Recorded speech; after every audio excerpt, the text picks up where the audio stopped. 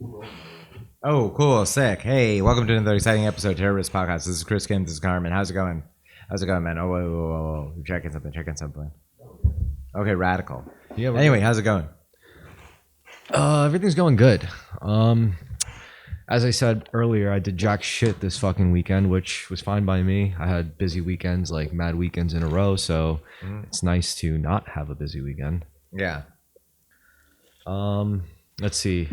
Current events in the world. What are we looking at? Let's see. Government's still shut down.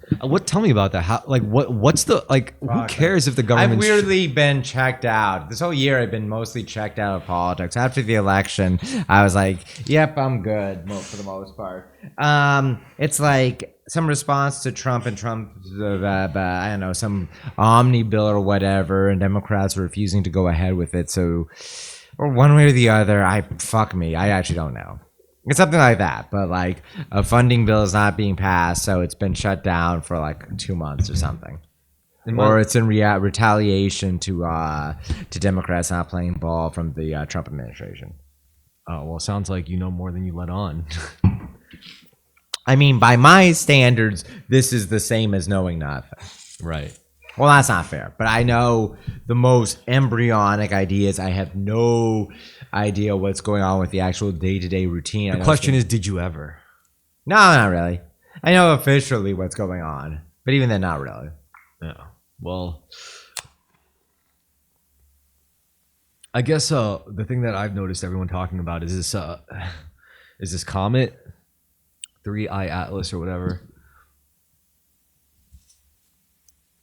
Only because like you got these raggish newspapers even like writing about it. The New York Post has been on some funny shit lately. I mean, they're talking about the 3I Atlas thing, which is, I mean, so you inform me about this. Tell me about this comet. I don't fucking know anything about this comet. The only thing I know is that like, you know, you have like scientists and astrologists. Astronomers saying shit like, "Oh, this is just a comet, and it's a very interesting celestial event. However, there's nothing really paranormal about it." And then you have astrologers and like spiritualists and New Agers saying like, "Oh, this comet is opening up a psychic portal to a higher dimension. Now's your chance to blah blah blah." And then if there's a middle road where it has like higher than average psychic energy, but it's not that much more? Well, you have these again. Yeah, you have these like fringe science people that are like, actually there's very alien characteristics about this event, this it's anomalous, and you know, some are more committed than others to the idea of it being some kind of like alien visitor object or the product of some kind of like alien initiative or something. But I don't fucking know if that's true. I mean,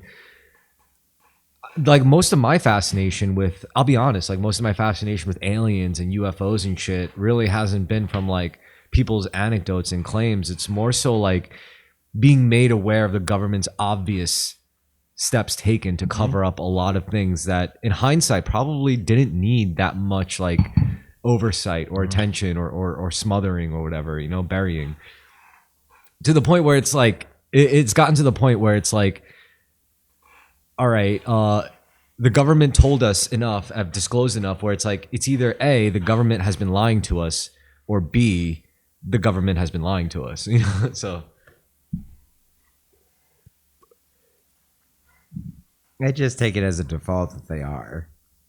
But I mean, okay, so then yeah, if they're lying, which is what a lot of like reasonable people conclude, why are they lying? What exactly are they hiding about it? Other than just ontological shock and blah blah blah. No, there's got to be something more fundamental, more insane that would destroy a lot of things, you know, about our society, civilization, even if it were to get out. I just don't know what that is. It could be anything. I could imagine, think of. There's some other possibilities too. Like technology, like they don't know enough about it. They're aware of it, but they don't know what's going on. Or they're in possession of it and they just don't know how it fully works. Well, that like, could be a case. Like, you know, how many times, like, and this also ties in with like everything else. Like maybe that's by design, but like, you know, the idea of like recovered technology from UFOs being able to grant man access to perpetual energy infinite energy, basically, or near 0 point energy. We have near 0 point energy already. It's public knowledge. Yeah, but not like readily accessible from a device the size of like a cigarette box. Okay, but we have nuclear power. All right, what if you could generate perpetual energy without a whole facility and you could just do it with a single device? We can do it with nuclear power very easily. How? Well, you don't need to have wind or solar or coal or oil plants. We could just use nuclear and be far more efficient. I mean, all nuclear power plants are essentially just steam engines. Yeah, they are. Yeah. So what if you didn't need the steam engine part of it? I suppose that'd be better, and would be the big factor would be people would not have the because there's an aversion to nuclear power from baby boomers and from fear of nuclear war. Yeah. Right? Yeah. So like the most efficient power already is nuclear. Most known efficient power. Or Yeah. most accepted. And we don't use it because basically I would say it's because of fear mongering around nuclear power. It's still being used. Not that much. I mean, we shut down like Indian Point. Germany's shutting down their nuclear power facilities, largely in response to the Green Party there. A lot of this is just downstream. Yeah, but nuclear power is still being used. Mm-hmm. I'm saying it's like, I mean, we could be like France, is what I'm saying. France has basically it's public knowledge, and it's widely it is implemented in a lot of infrastructure already. So I mean, and to actually be able to utilize nuclear power, you can't just go to a hardware store, buy a device, and boom, you never have to pay an electric bill ever again. Theoretically, you could with like mini reactors, which could be made. You can't buy those. And you can't buy them over. You're right. And how would you theoretically make them? I don't know. I'm not a nuclear engineer. But theoretically, you could have a power grid that was just far more localized nuclear. But what if you didn't have to make it? What if you could just buy like a device the size of a cigarette box and you didn't have to pay electric bills anymore? That'd be pretty cool. And then you could put those in third world countries even. See, this is what I'm talking about. Like, this is where it starts to get insidious. And it's like, you might not believe that such technology readily exists, but supposedly like a bunch of like people, like blue collar people even, like have invented like devices, and they wouldn't disclose it to the public for a variety of reasons, mainly because of greed. It's like, dude, I just discovered this, and you know, I'm not gonna drop the design or the patent unless I get like money for it. And the government, you know, would come in and they would do some shady shit, and then the guy would end up dead, and then the research would end up locked away forever for some strange reason. I mean, you don't really look into cases like this, but there are cases like I've this. heard of since Nikola Tesla. Yeah.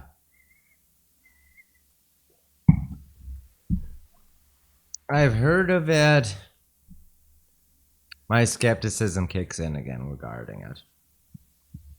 If only because you were conditioned to be skeptical, which is fine. You know, it's okay. Let's say it's true.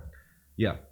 And it's just being covered up. You just need to have one person to disseminate it because we have the internet. And maybe it could be brought down, but we have a lot of information dissemination. Why have no other world government, say China, jumped on it? Because it might be tapping into something less materialist, less materially rooted. And the Chinese government, because it's a communist party, like it's not something that any classically trained engineering practitioner would think of, because it goes against their doctrine of like physics even. Why hasn't something like that emerged and say, does it get invented or emerge anywhere other than the USA?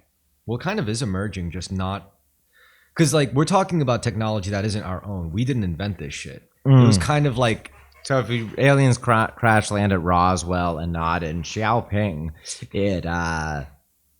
it just is available here but not there. Well, there's also this idea that these things could have you know the idea of like breakaway civilizations, right? The idea that an ancient much more advanced civilization has existed in this planet way before us, way before our history. And what, they left the planet or they're underground? Yeah. Okay, then yes, I do. And they're humans. They're human beings, but they're just more tapped in. They're more ancient. It's like advanced. The novel from the 19th century, The Coming Race, which is where Vril, if you see right-wing memes about Vril, V-R-I-L. Yeah, the Nazis. Yeah, all that is downstream of a novel from England from the 19th century called The Coming Race, which is about a subterranean race, an ancient civilization where they have like infinite power. Yeah, but I would say that's downstream from like actual funky archaeological findings where, you have these things that'll depict like, I don't know, like spaceships and astronauts, or some alien visitors using like some vessels from whatever, like from somewhere else, more advanced, and they seem out of place, but also concurrent in vastly different areas in a. What are those called? Like anachronistic artifacts or something? There is a word for it, yeah, It's something like that. yeah. But yeah, it's possible, and again, if you want to be skeptical, I don't want to dissuade skepticism, but I can argue for the reasons as to why they would hide it. And that's where skepticism kind of fails. Because when it starts to align with like, all right, I'm skeptical, but then why would they try to hide it? And then you could immediately think of like one and one and one, it's like, oh, that's not nice. That's not good.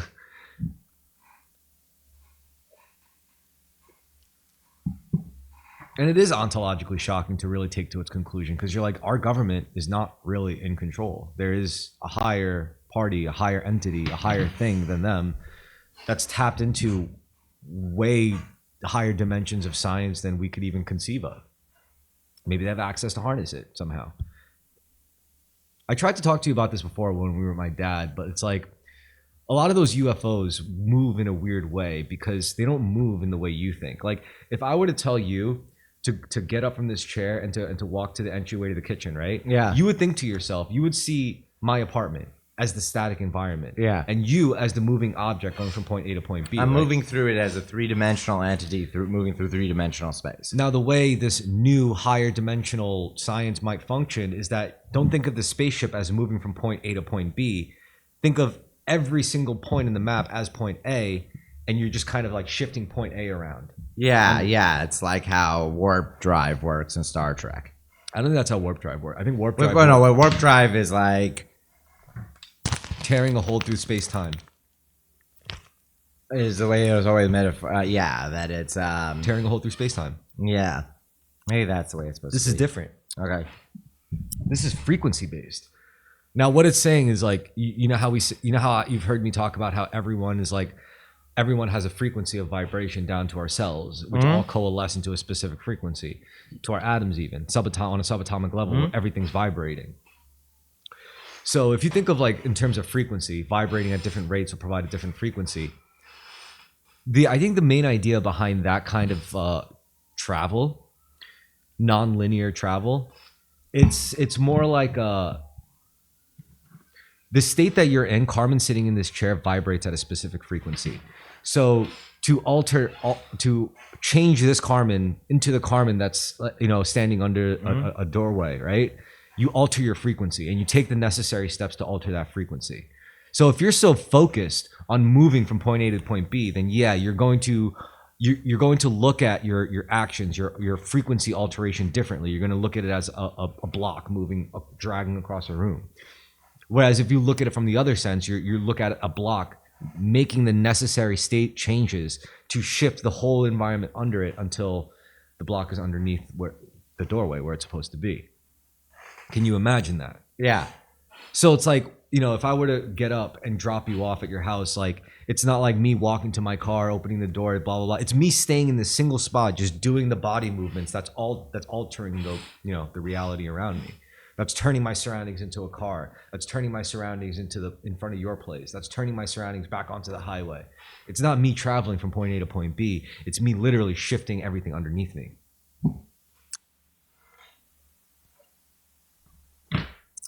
Maybe. I mean, can you picture it? Yeah, I can. How would you tap into that? Well, I would say to tap into that, it's literally just altering your perspective. Are you smart enough to do that? It's a question. I wonder if it just happens at a certain point, or can. I know I bring him up a lot, but my dad mentioned to me about how when he was traveling long distances, driving, he would just like zone out, and he would travel let me see. He would travel like the 250, 300 miles or whatever from Boston to Maine. And it was just like everything had just, those are bit old, they're kind of breaking down. He felt as if he had teleported. Yeah, that's exactly what we're talking about, teleportation. I mean, time had still passed. He was probably just in a flow state or a fugue state while he was driving, but it's something akin to that. So here's the fundamental difference. Now, what makes it different, as opposed to just a change in perspective, right? It's like don't just imagine Carmen going from point A to point B. Think about point B being dragged to Carmen by Carmen doing the necessary movements. There's that. But what makes it weird is that the way these UFOs function is the velocity. It doesn't make sense. Like if you did go by linear physics and traveled based on models of linear physics, then if you go as fast as these UFOs go, whatever's inside is turning to paste. Nothing could physically move that fast and then completely alter its trajectory on like a right angle. It's not possible.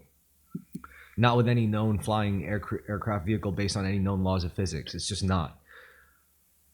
It does, however, make sense if you think of your frequency. Your frequency is your coordinates in time and space. So instead of like thinking, oh, I need boosters, I need lift, I need aerodynamics, I need this, I need that. What if you just think you had the technology to say, oh no, I could just alter the coordinates of this. No propulsion necessary. It's just literally like it's now in a completely different coordinate in reality because it just changed its frequency. It just turned the dials.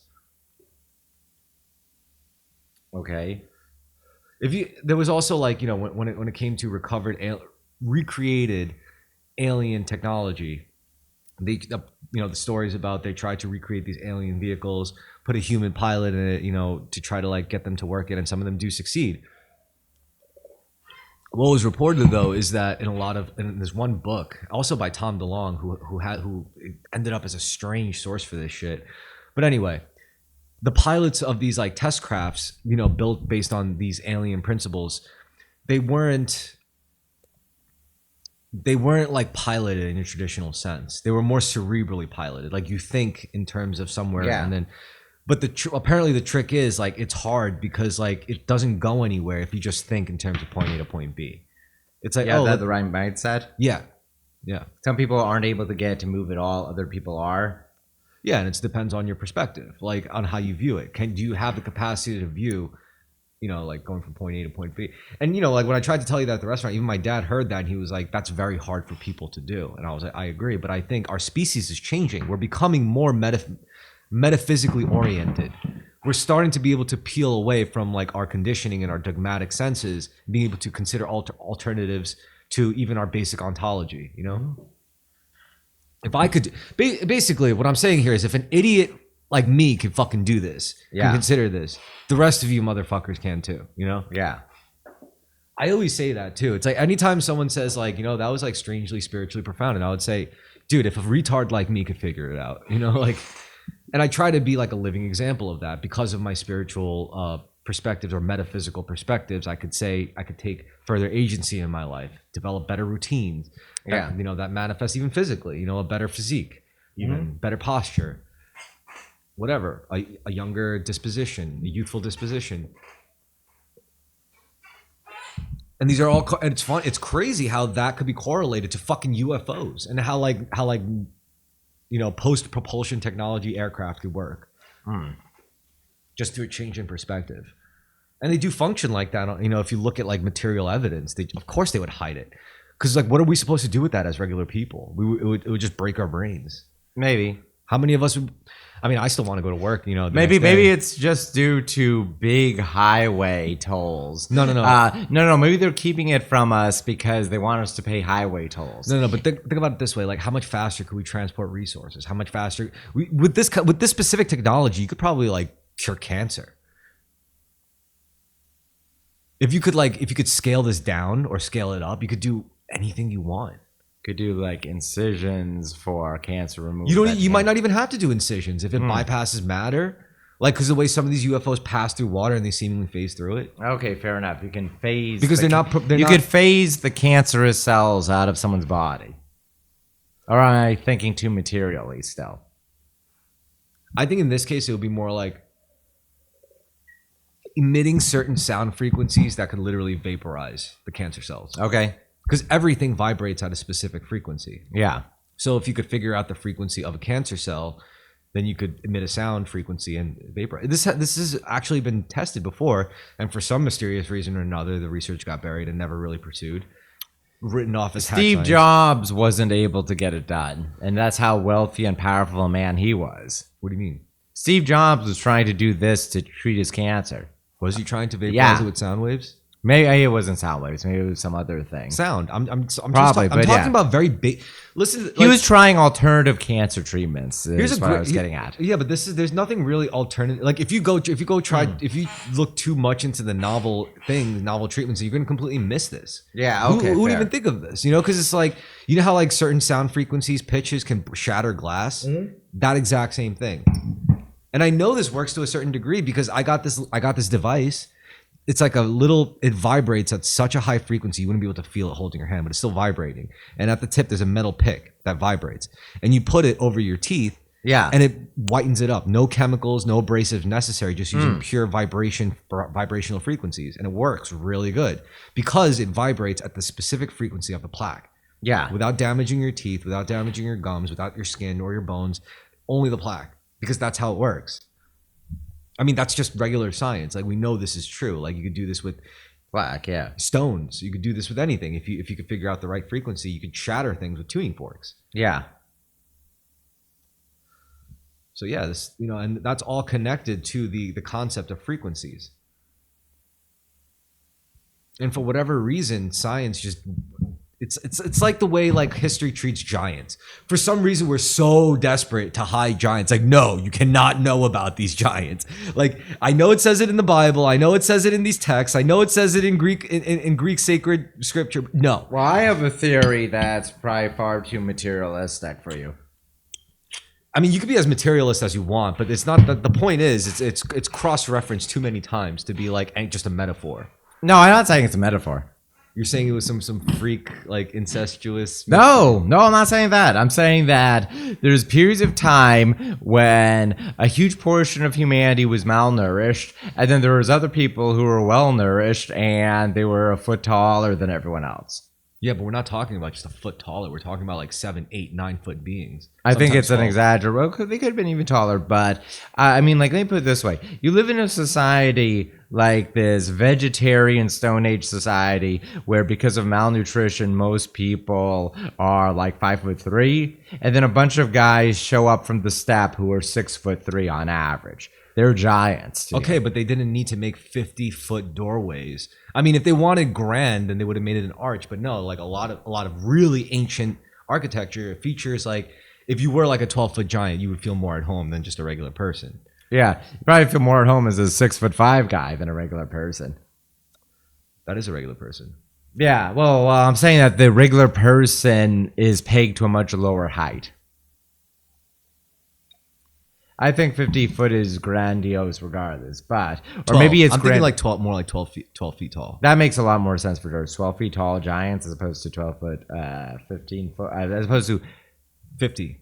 yeah. No, I'm thinking more like 12 foot. Okay, yeah, that's still grandiose. If you're 12 feet tall, a 50-foot doorway is still going to look big. And as according shit. to the Book of Enoch, the 12-foot giants, they were just half breeds. Yeah. Between like the fallen angels and the humans that they The copulated with. Nephilim and the daughters of man. And that is suggested to be that ancient civilization with like the advanced shit that's been, you know, interfering in regular us peasant affairs. Yeah, I think giants are probably just. Another possibility could be an archaic branch of hominids. I think you're not ready to consider all of this shit because you haven't reached the limits of you're still enjoying life as the materialist. Maybe. You know? Like, you're still completely okay with the current paradigm. It hasn't pushed you to ontological shock yet. Like, you haven't like spent, you know, or had the right time in front of a desktop computer falling into a rabbit hole with conspiracy theories. I already had that, but with different content. Older content. Yeah. Yeah. But did you I had ontological shock around like genetic determinism. That's not really ontologically shock. No, it was. No, it's not. Basically, like race science stuff was ontologically shocking when I first Really? Yeah. To me, it was inconsequential.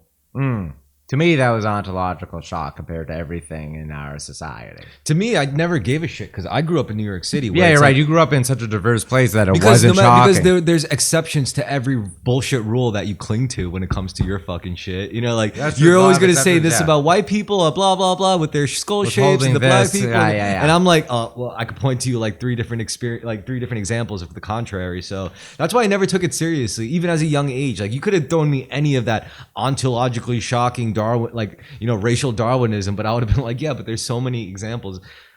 I mean, even my own dad, like I had to grow up with him, and he's That's like, fair. so it's like I can't take that seriously. I Well, can't. okay. Well, anyway, that was a big ontological shock for me. It could Perhaps never it's be- just shown but I grew up in in a very particular environment. I didn't grow up in New York City. Yeah.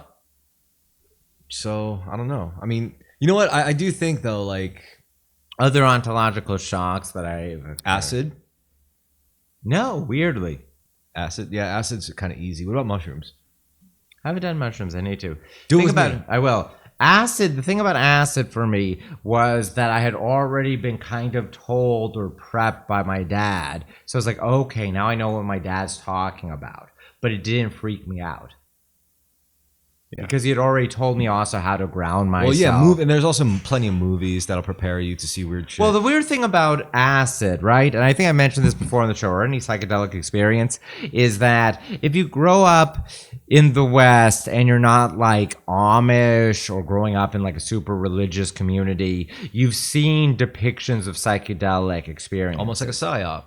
Yeah, maybe, yeah. Yeah. Or why you would the just see government- why would the- stoner art. Why Hold would on. the government want to push that though? Push our third eye opening Good question. I don't know. For the benefit, I don't know why.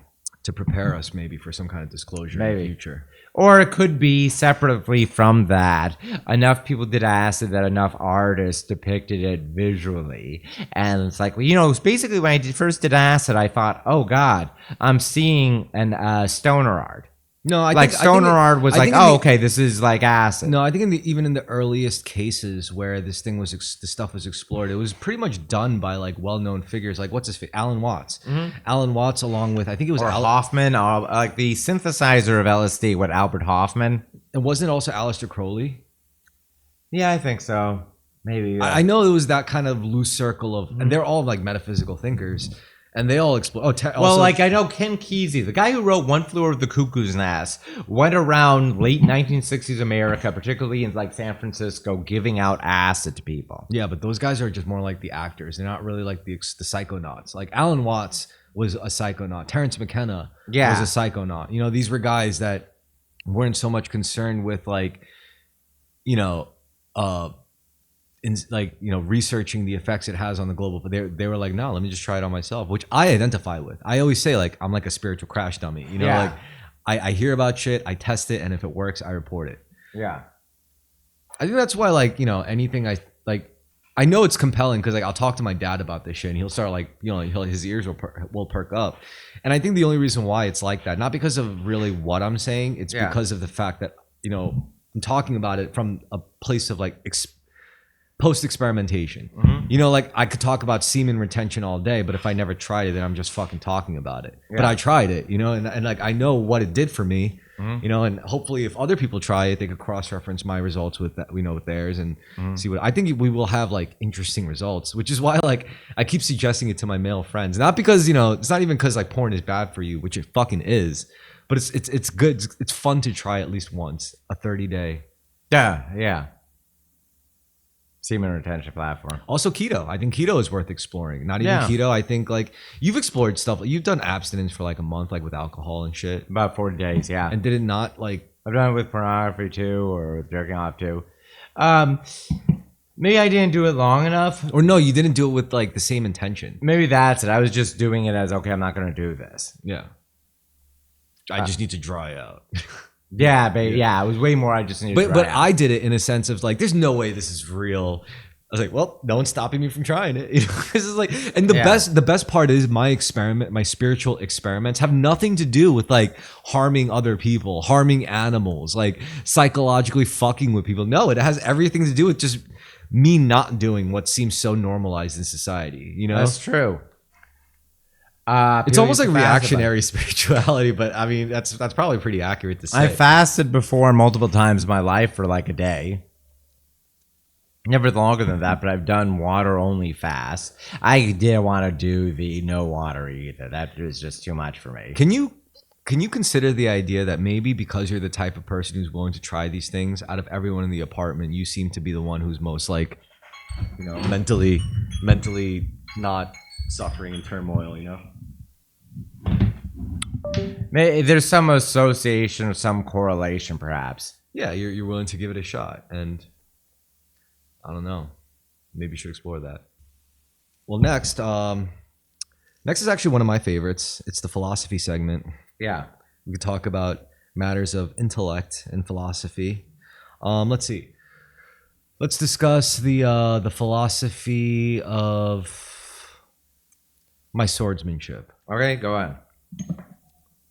If you had to guess, what would you say? What would you say the defining characteristic is of Chris Komodo's way of swordsmanship? You're merging the body, mind, and spirit. You're not focused purely on technique or purely on a psychological factor when you're engaged in swordsmanship. That's definitely a characteristic, but you know that's something I would want people to discover over time. Not like something that not like really addressing a set of words that I would want to say like this is it. You know, you got to regardless of your state, you have to remember these words when it comes to martial arts. Okay, what is it then? It's that practice is the goal.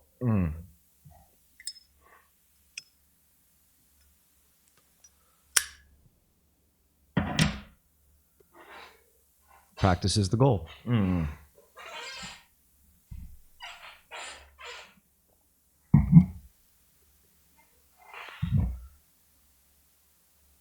Give me something. Like The goal is not to be an expert swordsman. The goal isn't to beat people up. The goal isn't to be super physically fit. The goal is to practice. Yes. Practice is the goal. The Yes. goal is the whole procedure, the whole process of going through it. yes.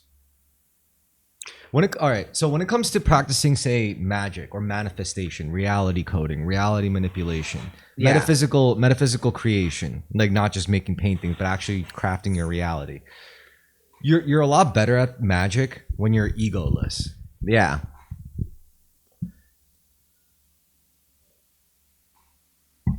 Like illusion magic. You know, that's to me that's a type of magic, and I love illusion magic. Illusion magic does not function well when you hold yourself in too high a regard. To actually pull off illusion magic, you have to demean yourself in a lot of ways. You have to kill Carmen. Like you have to play roles that could be demeaning to who you actually are as a person. You know, you might have to just forget that part of yourself and say, I am now the handmaiden who cowers and who caters to every whim of his lord, just so that I could get just close enough to stick this fucking dagger in his neck. Mission complete. But to get there, you have to like demean yourself. You have Yeah. Hollywood acting is kind of like that too. So is spying, I think, like being a spy. That's something I've always been terrible at. But this is all examples of illusion magic. Yeah. And to do it properly, you have to not be so tied to who you are now, like Carmen, Chris. You know, like I have to stop giving fuck about me if I'm gonna see the self as the illusion. Yeah, if I'm gonna say like play the role of like a little boy prostitute to get in like an arms dealer's vicinity so I could assassinate him, I have to act like I'll suck his dick. I have to act like all gay. I have to act very feminine and appealing to him. And he's like, why don't you come to my room? And I'll be like, okay. And I go to his room and then I shoot him in the head. You can't do that if you have an ego. You can't do that if you're so caught up with your appearances, you know? Even a magician has to do all sorts of weird and embarrassing things if anyone actually knew to pull off those fantastical feats, right? Yeah. Ninjas also, they have to do demeaning training. They have to do training that pretty much wills them down to animals to be able to like they have to abstain from eating meat. They have to abstain from sex. They have to abstain from drinking alcohol so that their bodies don't give off pheromones. Do you know that the reason why ninjas and shinobi, well, they draw power from Buddhist principles by taking it to its extreme. This like, oh, what are some of the karmic benefits of not eating red meat? Well, your pores no longer give off this, the scent of eating meat. And I'm not talking about something that you could obviously smell. It's something that you subconsciously pick up. It makes you that much less stealthy, and ninjas consider this. So it's like they deny themselves like regular human pleasures just so they could, for their illusion magic. CIA operatives, like intelligence operatives, do it all the time. Like they can't have normal relationships because of the nature of their work. Hollywood actors, same thing. Yeah. Hollywood actors to me are like the inverse spies. Like how like 4chan is like an inverse cult. Yeah. I mean, 4chan is like an inverse secret society, Yeah. which we should talk about on the show if you like. But no, but it's true. They're all kind of playing on perception like that.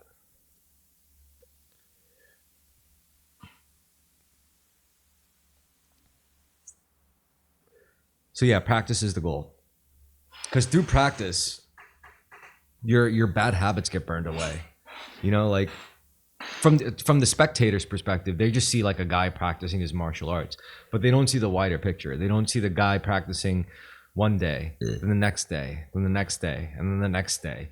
They don't see the fact that like every day he's practicing, that's one day he's not out there smoking crack, hanging out with shitty people, fucking caving into his bad habits, like fucking busted and mentally ill women, like practice. That's why practice is the goal. If you focus only on like avoiding this, not doing that, doing this, then that's going to kind of like dilute the true benefits of practice. Practice is way more holistic than just solving one problem.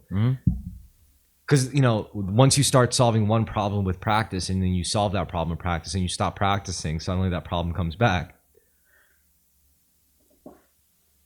So the Chris Komodo philosophy, his way of the sword, is practice is the goal. I gotta pat myself on the back for that one. I mean, Yeah. It's definitely not original. I'm sure many other martial artists, practitioners, athletes, whatever, any like students of any discipline thought of that before I did. But it's not talked about enough, in my opinion, and I'm glad I found it. No one else in my dojo says that shit. I almost feel like if they acknowledge the words, they would actually live the words more, Yeah. I mean, there's some that do live the words. They just didn't think of the words in English,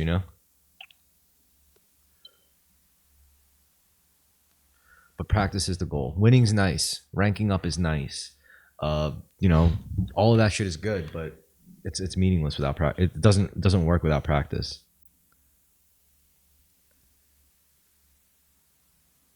I know this must seem alienating to you because you don't practice anything. No, it's fine. It's true. No, it's okay. I mean, you don't have no one's required to live a life of practice. I'm just saying to be a good swordsman. Yeah. The best doctrine I found was make practice your goal. But what's cool about that is that you could apply that to anything. Yeah. And I have, and I started to, and that's why like that's the key to being a Renaissance man.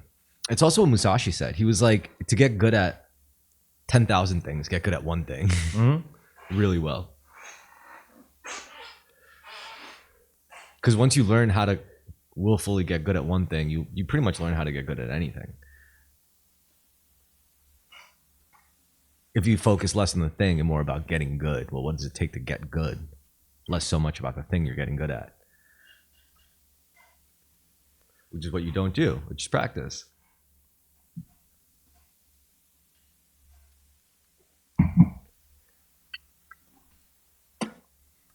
And I love reminding people that like I'm not inherently better than anyone, or maybe most people. I don't know. Maybe in my area or maybe in America, which isn't saying much. Just even putting it like that kind of like spells it out for you. But I think what it is the bar is so low these days that as a man, it's so easy to be above average in something or just in life in general.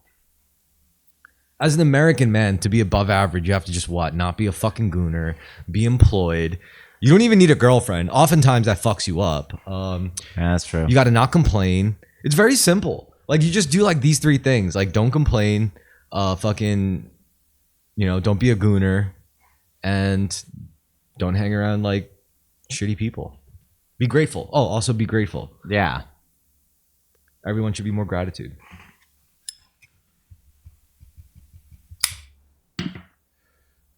That's how low the bar is, man.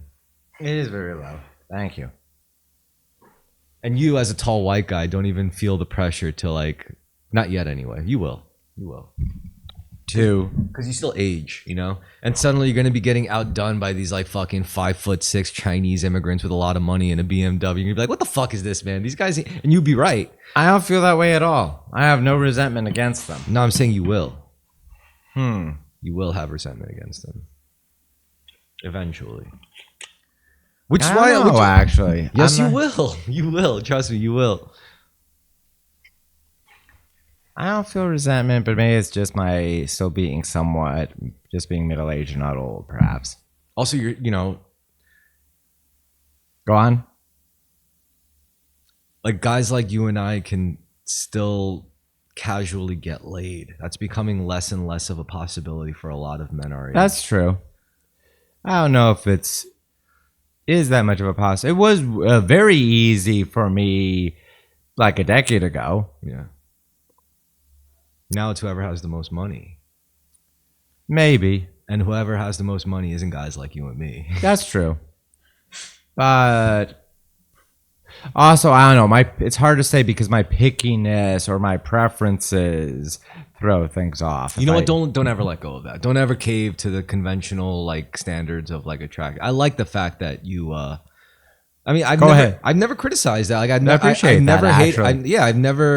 I've never disliked or felt negatively about the fact that you were very picky about your bitches. Yeah. Because like I always thought that's probably a good thing, a net positive. I'll be honest, I've complained before, which is stupid. We probably need more of that. I complained before, but I'm going to be honest. If I was not picky, there's a bunch of women that were beyond just generally unattractive women. There is also a bunch of women that other people would say like, oh, she's hot. And I'm like, this is just not doing it for me. I would be honest. It's like, I've had women that were like reasonably attractive, very boring women that I rejected. There's actually been a bunch of those, and I should not undervalue that. That there's been a bunch of women I've rejected that were like, I don't know. Frankly, particularly as a bartender, it's like I'll meet another bartender who's like a 7 out of 10 Russian woman who is, I don't know, like a nice person, and other people would say she's really hot, but I'm like, yeah, I just find her very conventional. It's fair enough. And then I was like, I'm just not interested because she doesn't have, or I've rejected. I mean, it'd be different if it was a straight up model, but someone who is normally attractive but has no defining feature, I've always rejected. But your problem was never your tastes. The problem was you've always wanted a partner. That's true too. Yeah, you're right. Like, why do you always want a partner? And don't just tell me something like, you're lonely or you think. No, I'm not actually lonely. That's unfair to say. It's stupid of me to say lonely because I have a lot of people. So then, why life. Do you want a partner? It might be because a big relationship for me felt like an actual partnership, and when that ended, I was just craving a replacement for that. Maybe the problem was looking for that as opposed to just living my life. And so, all right, bear with me. Which I totally agree with you. What you said. I think it's like, at the end of the day, your desire for a partner was conditioned into you by external factors. And this external it's funny because before I met that person, I didn't care. I was actually far more serene about things. Yeah, until after you've bit the forbidden apple. Yeah. Well, I'll say this much.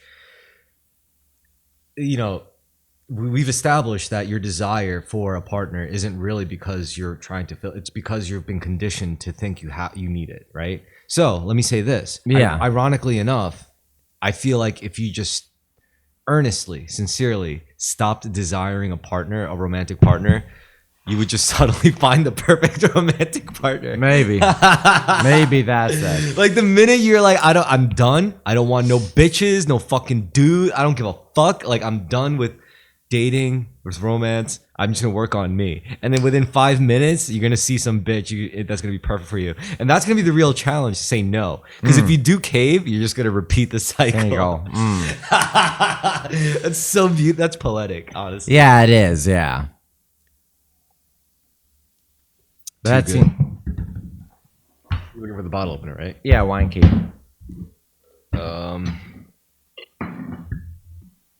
It's right there, actually, on the couch. Yeah, so probably that. Actually, just not looking for one, and If you, I'm just saying, if you ever do become single again, just don't date for a while.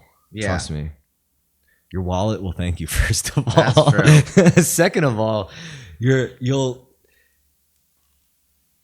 It's just good. It's really good. I mean, like before these past few years of solitude, like I was just being a serial monogamist, and I remember that, and my God, that was. yeah, it is. No, I know how to do it. All right. I was like, my God, that was just hell. That was fucking hell. Never been a serial monogamist. I'll say that much. Well, have you only been a monogamist? Have Like- you ever been a polycule? No, I've never been in a So you're a serial monogamist. Oh, ouch. Okay, fair. No, I've never been in a polycule, so that's true. Oh wait, that's not what I meant by serial monogamous. You're right. You probably spent like time between like partners. Like I had like I've spent significant time between partners. Usually At it's a 4 time. years. Usually it's like 2 to 4 years between partners. even like going from girlfriend to girlfriend, like back to back, was like too much. I've never done that. I shouldn't have done that. That was a bad idea. That really tripped me up and set me back a lot. That makes sense. I've never done that, I'll say, thankfully. Yeah, the wine is Almost hidden, all- right? Almost every woman does that. Most women do that. Yeah, you're right. They do. They have to. That's Yeah. how they survive in society. That's the modern true. woman.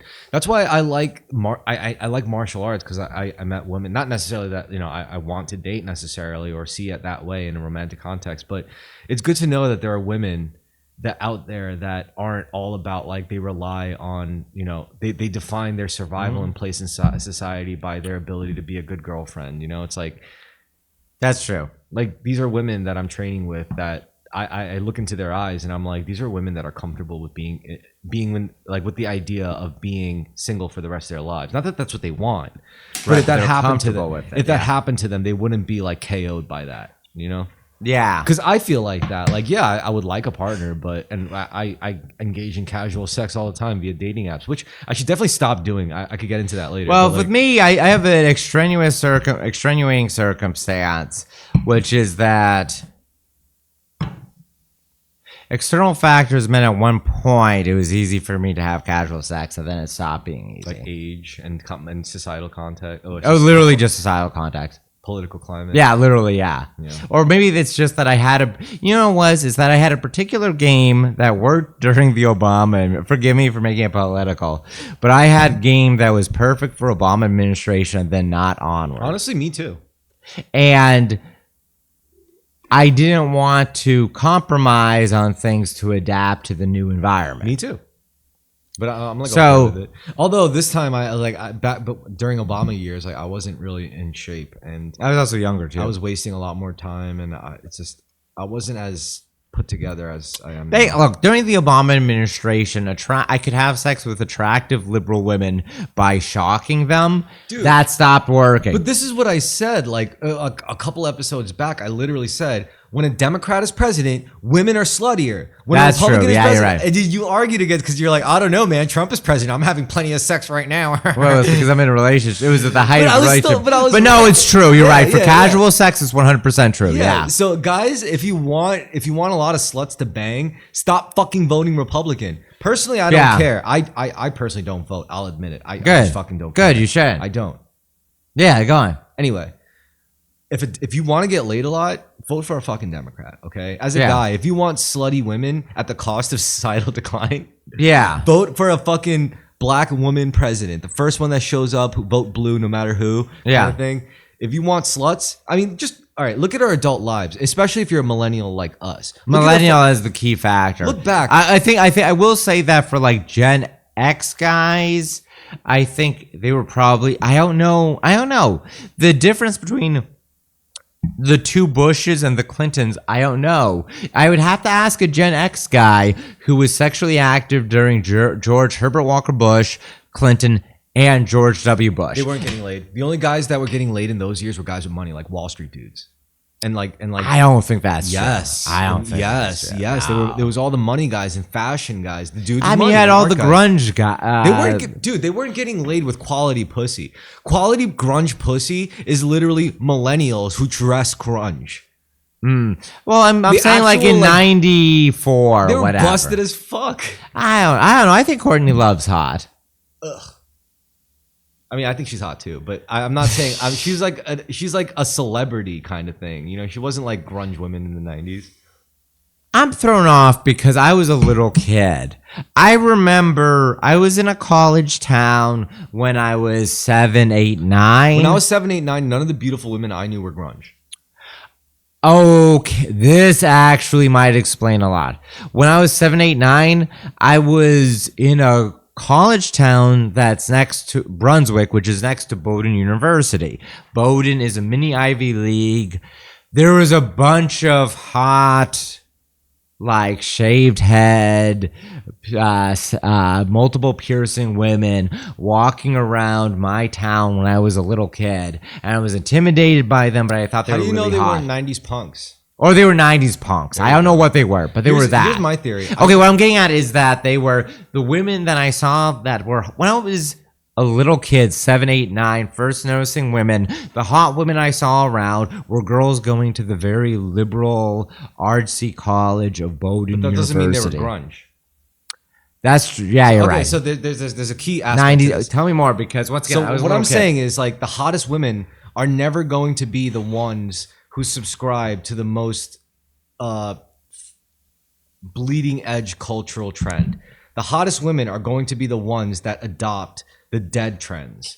Like the hottest women now are the ones that adopt grunge because grunge is dead. Back in the 90s, the hottest women were the ones that adopted the punk trend because punk was dead.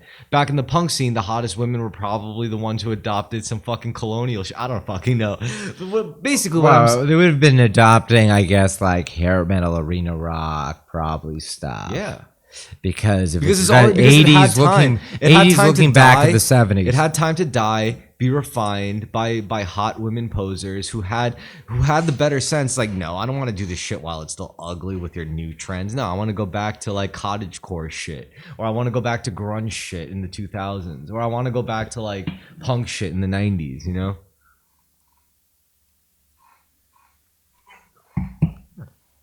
I'm not sure that's true. Well, maybe for certain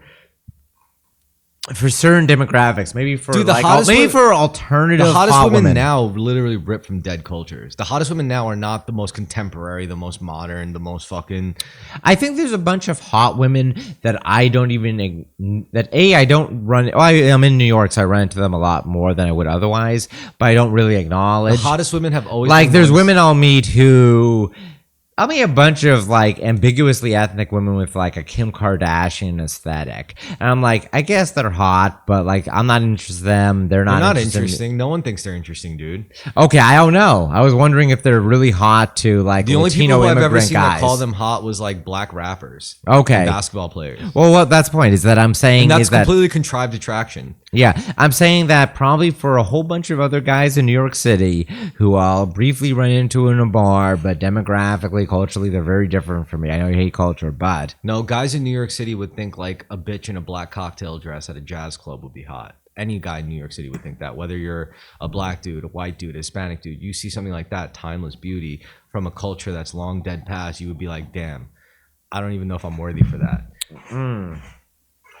I don't know what the sexual psychology, even though I interact with a wide variety of working class people. Could you of see women. yourself ever like hooking up with a jazz singer at a cocktail club, you know, like surrounded by Japanese gangsters and you just happen to be there and like could you pull that off? Because I think I could. Whether it was Japanese gangsters or I was in like Europe, doesn't matter. I'm saying in that caliber of like, do you think you could like see eye to eye with them? Do you think you could figure out Well, I do some like way? jazz, so I'd have a common ground with them. I'm saying, like, open yourself up to that too, you know? Because I feel like you would do great in that context. I feel like you would do great in a scenario like that. I'll be like, yo, Carmen, I know we're like fish out of water right now, but I bet you could get that jazz singer bitch to, like, you know, be into you. She's like in her 40s, you know, maybe like early 50s. I've met multiple jazz singers. I think actually with some of them I could. Yeah, that's what I like to hear. It's a certain kind, but you know what I'm talking. Like, you know, that's a long dead culture. Like, there was a time when that was everything. When, like, everywhere you look, that's what everyone ever talked about. Now it's like, who the fuck talks about jazz now? But they still exist. And the women who adopt that subculture, who adopt that framework, that pattern, they're hot as fuck because they committed to it. And the hottest ones just acknowledge it as a costume. It's like, yeah, I'm into it. You know, it reminds me of my grandpa or something. You know, like, that's a very Zoomer woman thing. Zoomer women in particular. I think Zoomers in general, but Zoomer women. No, it's also a millennial thing. Are you serious? Well, remember Joy Luck Club? Like, come on, dude. Like, come on. This is an. I never read. No, it's not a generational thing. This is an American thing. It's an American thing to fucking, like, you know, rediscover your culture. That is, yeah.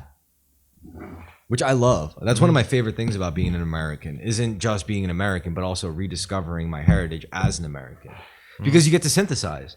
You know, like, I never gave a fuck about being Korean growing up because I was growing up as an American. But then as an adult, I have to, like, backtrack because I realized how fundamental it was to me without even realizing. Like, my grandmother still subscribed to being Korean. Yeah. So did my father. And you met him. Like, he spoke English, like, fine. It's just the way he, you know, like, the things he was into, he's obviously Korean, you know?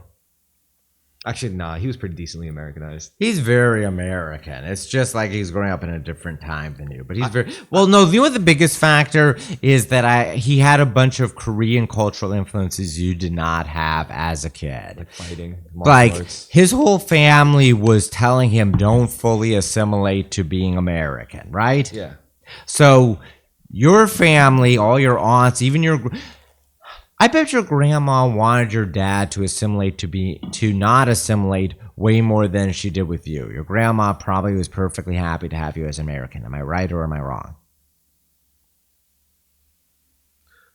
I think with me, it's like my grandma was just more chilled out just because she's older. It wasn't even cultural for my grandma. For my grandma, it was just more, everything was more economical, I think, because of my dad. Because my dad, like, caused so much fucking heartache for the family that, like, you know, with me, it's like, she's like, it's not that I'm afraid that you're going to be like my son. It's just, I know you can't because, like, you didn't grow up. You know, I think this is very simple psychology. I think this is a big reason why we get along so well is because my dad was a nightmare for his family.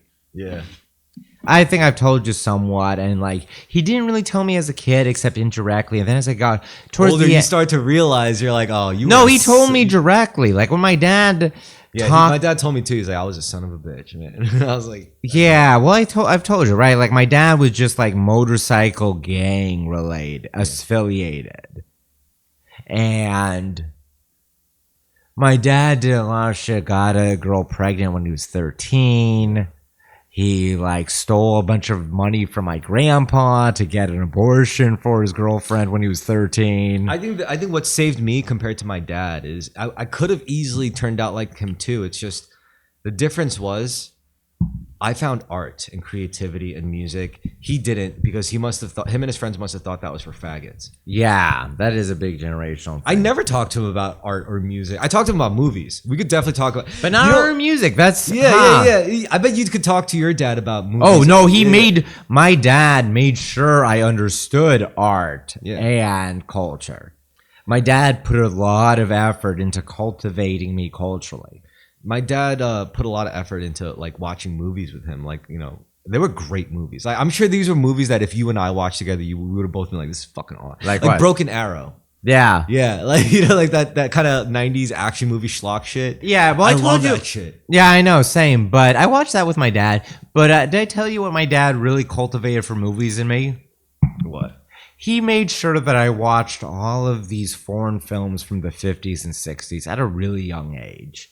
So everything like Italian and French, my dad like sat me. I didn't even have to force me. He showed me Bicycle Thieves, which is a great father-son movie from like 1955 from Italy. My dad was all about American. You know why? Because when he was a kid and he was like probably Yeah. like fantasizing about being the best fighter, he was probably watching like Bruce Lee movies, Chuck Norris movies. He was probably watching like Jean-Claude Van That Damme makes movies. sense for his age. Yeah. He was probably watching like all those action movies and shit, and that's why. Because he was a practitioner. He is a fighter. You know, he still gets into. I tell him to stop, but he just doesn't fucking listen. Yeah, he needs to stop. Yeah. You see him like he's like falling apart. I mean, he's still strong, but it's like. Yeah, I can see a lifetime of fighting has worn on him. And you know what I think his problem was? He wasn't spiritual about his warriors. Yeah, he's just a bruiser. Yep. And- Straight up. He's a straight up pugilist. Like The first thing I noticed about your father, you know, he's lean, similar to you, a bit taller. He has massive hands. Yeah. I know that his hands are hugely. I could look at them and see the calluses immediately. We have like about the same, except his everything is girthier. Like his whole. Yeah, hand is that's what I girthy. mean. Yeah. Is that like Same your- proportion, just expanded. Yeah. Yeah, his hands seem kind of not fucked up, like they're hardened. I think. Am I wrong in this? No, because he's lived a life of physical labor pretty much. Yeah. Which is interesting, you know, to be born from like a physical labor Asian and not a academic Asian. Yeah. Which I love, you know. Oh, it feels puts- more balanced to me, you know, like It's an incredible contrast from every other Asian American I've met. really? Almost. Actually, yeah. Every single I've one. never met another Asian like my dad, like honestly. And They're all, you know what? The Asians like your dad are normally immigrants with heavy accents who barely speak English. Your dad has read enough Tom Clancy. Read a Your little dad is a fluent English speaker who has like the same personality as random guys in Chinatown. Yeah, or the same personality as like a Polish construction worker or something. Yeah. You know? And he picked the right woman, not the best woman, not the worst woman. He picked the right woman. Yeah. Like, which was interesting at the end. Like, not my mother, obviously. She was, you know, my dad was like a 21-year-old psycho. Yeah. And my mother was, imagine like how fucked up she was. Like being like, she was probably like this hot little Korean chick, like into like bad boys. Yeah. And my dad was like, "Oh yeah, this is good for me." Yeah. You know, like what? But then again, if they didn't make those bad decisions, then I would never have been born. Yeah. Yeah, exactly. But goddamn, I could. The fucked up part is I could picture it so perfectly in my head. Like, you know, my dad, like the guy who's just constantly out to like beat the shit out of people, and my mother who's like, I just want to have a good time. You know, like It's interesting though, none of your half siblings are as similar to your dad as you are to him. not yet. Not yet? My father like my tendencies from my dad didn't start manifesting until later. Okay. So that's why when I look at my siblings and I see them being all like passive, like children, I'm like, just you wait. I see it coming. Like I know my stepmom is comfortable, and I know her mom is comfortable, and I know like her brother, my stepmom's brother, their uncle is comfortable. They're all great people, and they're all good half Japanese, half Korean people. You know, they're just the nice passive, right? And I know that my siblings, they may not show it, but they got some darkness in them that they inherited from my father. And like no one sees it. And my dad, he's too busy to even notice it. And my siblings are just like stuck quietly in their own turmoil. Yeah. You know, there's my really big, like he's like a thick, like big kid. There's my brother, and there's my skinny, handsome brother, the youngest kid, and then the middle sister who's like a husky girl, but no, she's the oldest actually. She's a husky girl, but she's like in the Army Reserves and. Well, it's not badass. worthy to be a husky Asian woman. That's a very American phenomena. I think it runs in her mom's family. I see. Interesting. Yeah. You know that's something Not that's like husky, but more like cute and you know like plump. You know? what would be seen as incredibly fat in Korea or Japan. No, I don't even think that fat really. It's more like moon faced kind of. Oh yeah. Well, in South Korea they all get plastic surgery, so Yeah, but you know, she looks like Kim Jong Un's wife, where she looks very normal Korean. maybe, yeah, you know, and the thing is, it's like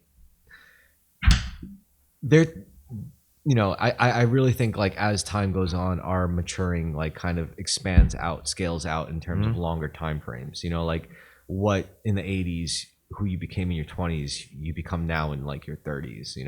And it's just becoming more prolonged with each generation.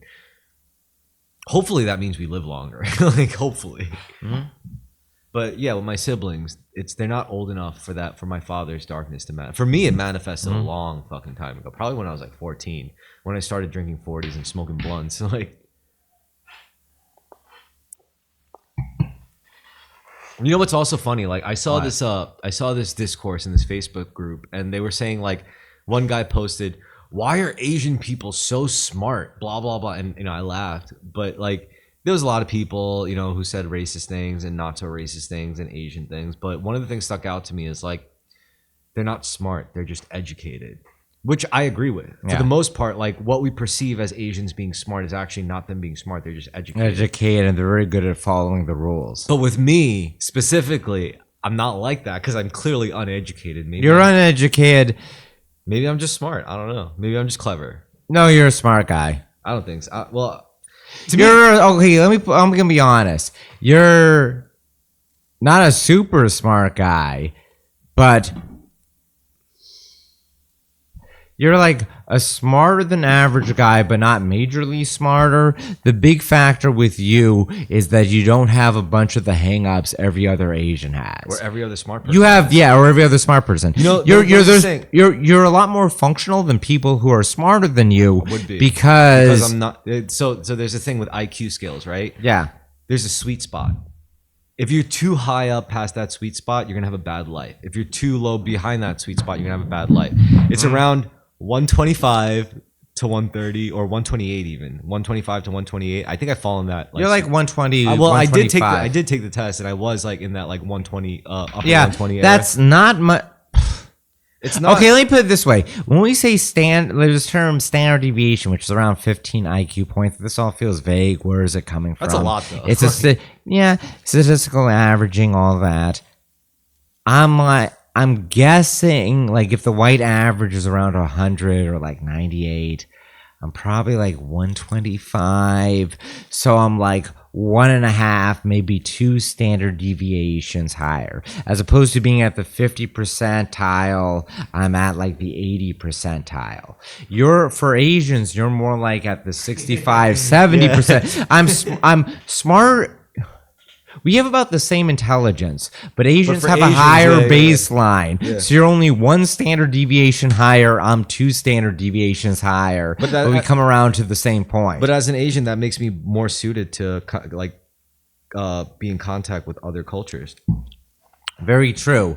Also, you don't have the cultural baggage of being like put into an ivory tower, only able to interact with certain kinds of people. You can interact with a wide variety of people.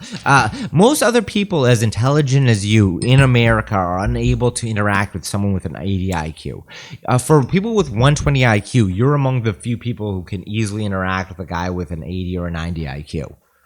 I think any smart person could do that if they just adopt spirituality. Yeah, I agree. Because that's the missing piece. It's not that I'm saying you're lesser or worse for not. I think even with spirituality helps you a lot here. I think even without spirituality, you would do better than them. Does that make sense? Yeah, what's that? Why though? Is what I'm asking. I think it is an environment. It's in the end, it's spiritual. Even before you were spiritual, you had this quality, though. What, compassion? Empathy? I think you also just had a wider breadth of experience and also had to adapt to different social environments in a way that other people don't. Yeah. Like, most people with 120 IQ are basically cloistered away in a way that they never have to develop those skills, and you did. That's a genuine feeling or belief I have. Well, true. I mean, because IQ is all mind. It's like mental pattern recognition. Yeah, it's just like an approximation, not precise or perfect, but a general approximation of pattern recognizing abilities, which is G. That's the general intelligence. It correlates with everything is like effective, good pattern recognition. Yeah. So I don't know. I mean, fuck. Why is it that? I guess with my particular experiences, like I've just been around so many retarded people. Yeah. You know, a lot of people as smart as you or I have not been around a lot of retarded They're always people shoved because- away in colleges and boarding Yeah, schools. exactly. And fucking, yeah, in private schools. And when they interact with dumber people, they don't know how to interact. They're unnecessarily rude. They're Mean. They're mean. They're too defensive, giving. defensive. Defensive. They're too giving. They're too giving, kind. yeah, too kind. They're too condescending. They don't know how like to actually infantilization kind of thing, you know, like or they're too infantilizing scared of them. Yeah. Or they're too generous, like assuming that this dumb person is smarter than they actually Well, you know are. what a big problem is? A real big problem is the DSM, like mental disorder categorization. Yeah, it is. Yeah. Because the thing is, like, all mental disorders are arbitrarily categorized based on what's considered normal by society, at large. You know, there's a period of time, it doesn't happen anymore, where people are talking about X and Y are social constructs. Race is a social construct. Gender is a social construct. Mental illness is way more of a social construct than race or sex. Yeah. Like objectively, anything in the DSM is way more socially constructed than ethnicity, race, definitely more so than sex. It's insidious. It's like I think of autism. For It's example. you know what it is. Autism is a good thing to like put under the dissection microscope. It like, is. Because like You know what's funny? People will say like, I want to dissect something culturally, but they never dissect the things that are actually really flimsy. Yeah, like everything in autism mental health. is Yeah, flimsy as autism. I fuck. agree. Depression. It's all flimsy. Everything. And You know, sorry, but this is the most obvious case. I'm not hung up on trans stuff despite dating a trans person.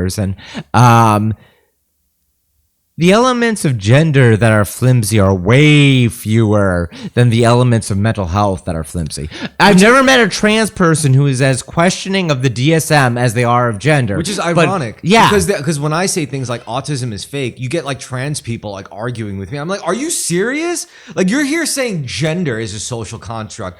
Autism is 100,000% Yeah. a social construct. Like it's real, but it's way more of a social construct. Like, come on, dude. Like, please. And like, people get mad at me when I say that shit. And I'm like, you're only mad not because of anything rooted in science or material truth.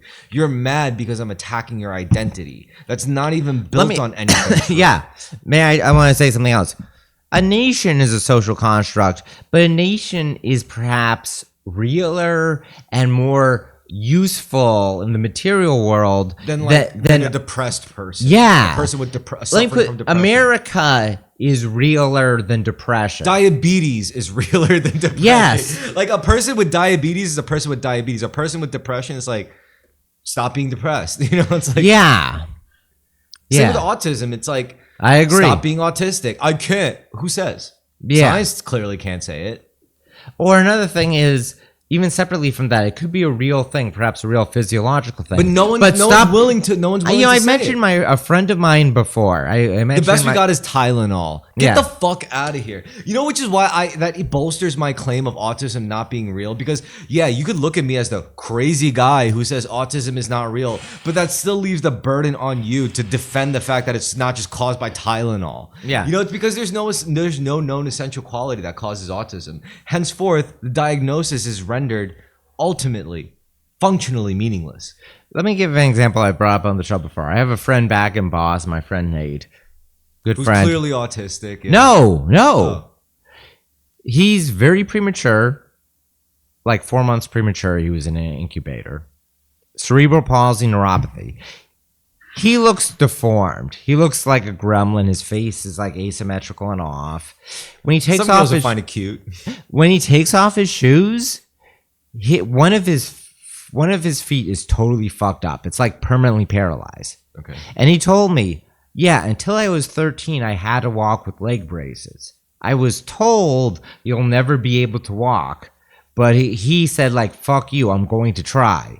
He can walk. He can't ride a bike. He's bad balance. There's something physically there. But he still did what he set out to do. He can. He does not have the Walt Jr. Cerebral Impediment, palsy speech voice. impediment.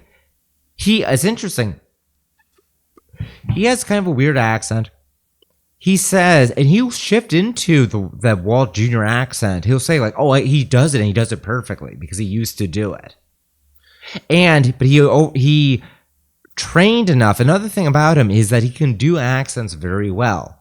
I would go out with him on St. Patrick's Day. And do some Hindu guy's accents. Like, no. We would go out on St. Patrick's Day. He affected a perfect Irish accent. Oh, like it was magical, like perfect. Okay, I see what you're saying. No, it wasn't just like some like, hey, that was pretty good. It was like, fuck. No, it goes even further than that.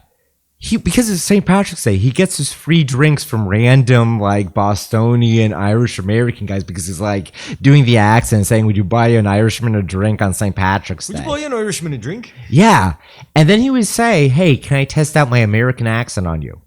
And rather than use his neutral accent, he just uses a regular accent. No. He perfectly replicated British actors trying to speak like Americans but not getting it right. So he deliberately affected a bad American accent, even though he has a natural American accent.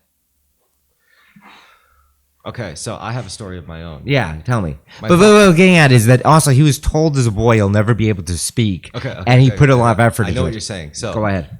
I got a story too. So my dad, when he was around like 10, and he was in Korea doing taekwondo, and he hated it. Yeah. Because my grandfather, apparently when he was still alive, would tell the teacher, when everyone's fighting me, my son fight two guys at once. And so my dad grew to hate taekwondo, and that's why he grew to become a good fighter, because he was like, I just wanted to learn how to hurt these kids. Yeah. But anyway, point being, there was one kid in his class that they didn't know what to call it back then. But from what he knows in hindsight, it was Tourette's. Yeah. He had a tic. Yeah. So the teacher comes by and the kid does the tic and he says, "Don't do that." And the kid's like, "Yes, 선생님," like yes, sensei in Korean. So a little time later, he does the tic. The teacher just fucking like hits him mad hard. And the kid just like stumbles, gets up, gets back into place, and he says, "Don't do that again." And it's repeated. The kid would like try his best. He'd stop, and then he would just do it. And then the teacher would come and fucking like wail on him, like just once, like hit him real hard. He's like, "Don't do that." You would think it's abuse, but then something fucked up but miraculous happened. Can you guess? He stopped doing it. Yeah. He was cured. Yeah. I am not saying, for the record, that when you see a person with Tourette's, you should hit them until they stop. What I am saying, I'm speaking to the possibility that maybe the right conditioning, can actually help reverse it, and not conditioning just from forcing, but like just flipping the framework of how we understand neuroelasticity, the ability, our true ability to actually change ourselves, instead of saying, "I'm autistic, I'm going to be autistic forever. There's nothing I can do about these tendencies. I just got to keep talking about this, blah, blah, blah, blah." Or it's like, I'm sorry. It's like, I have anxiety. I suffer from anxiety. I'm just a person with this clinical issue, and this is just who I am and the way my brain works. So I have to live this way and be this way, and I got to just trauma dump on you. Or it's like, I'm sorry. I have depression, and I'm just nothing you can say. It's just the way my brain is, man. My brain is just wired differently. It's like, maybe they're fucking wrong. Yeah.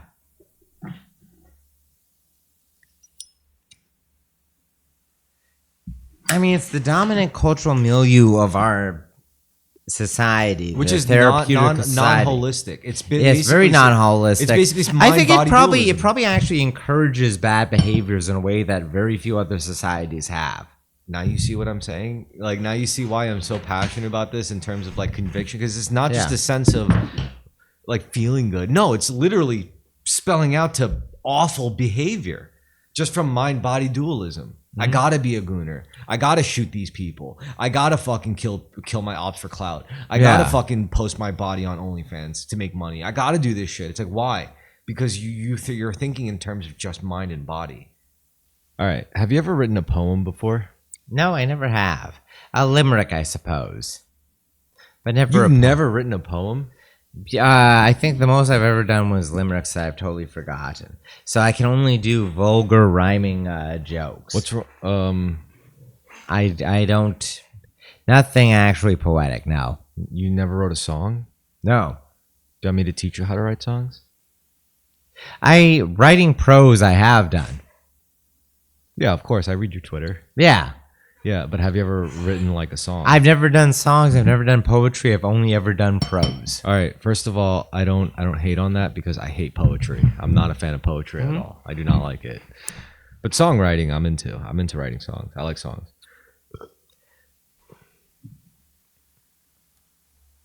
Songs never appeal to me. I don't like poetry. I don't like songs, but words and prose has always appealed to me. And the way I speak is far more literary than many people's speech. It is also I'm not doing a bit. I naturally talk the way I do and act the way I do. I have certain like theater kid flourishes that are just innate part of me. Yeah. No, that's fair enough. But in terms of just like writing, like you should try. You know. Yeah, I should try prose and nonfiction, which are things I'm most talented and familiar with. Okay, so you were homeschooled, right? Yes. But did you learn about like poetry structure in Yes. your curriculum? Okay, so you learned about like stanzas and Yeah, vaguely. bodies and. My dad wasn't too interested in it, and I wasn't interested in it, so I didn't. Do you want me learn to that tutor much. you on it? Sure. Okay.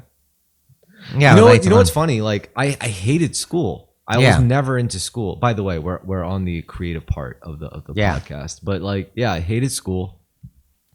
But what I really enjoyed was English lit. Mm-hmm. Because in my perspective, like, I mean, don't get me wrong, like, yeah, math is cool and science is cool, but you know, I wasn't as interested in it in my raw youth as I was in literature. It flowed so naturally to me. Like, you're telling me for this class, I just have to read something and write about what I read. And to me, that was just like, It's so fucking easy. I feel Exactly. exactly It's the like same way. that that didn't feel like work. That's why throughout my whole academic time, the limited academic time I spent in school, the primary thing I was interested in was English literature. Like, Were your English and- teachers interested in the fact that you were an Asian interested in literature instead of math? No, because they still. And you're I was still good a at qui- math. I was I'm still sure. a quiet kid in class, you know. Okay. But when it came to English literature, it's like that felt to me the least like a class, and it felt the most just like nothing. You know, it's like, oh yeah, great, we get to read Night by Eli Wiesel. You know, in middle school, I read that shit, and I was like, this was interesting. You know, it taught me a lot, and it kind of validated a lot of the ways I felt about adult thinking. You know? And like I understood.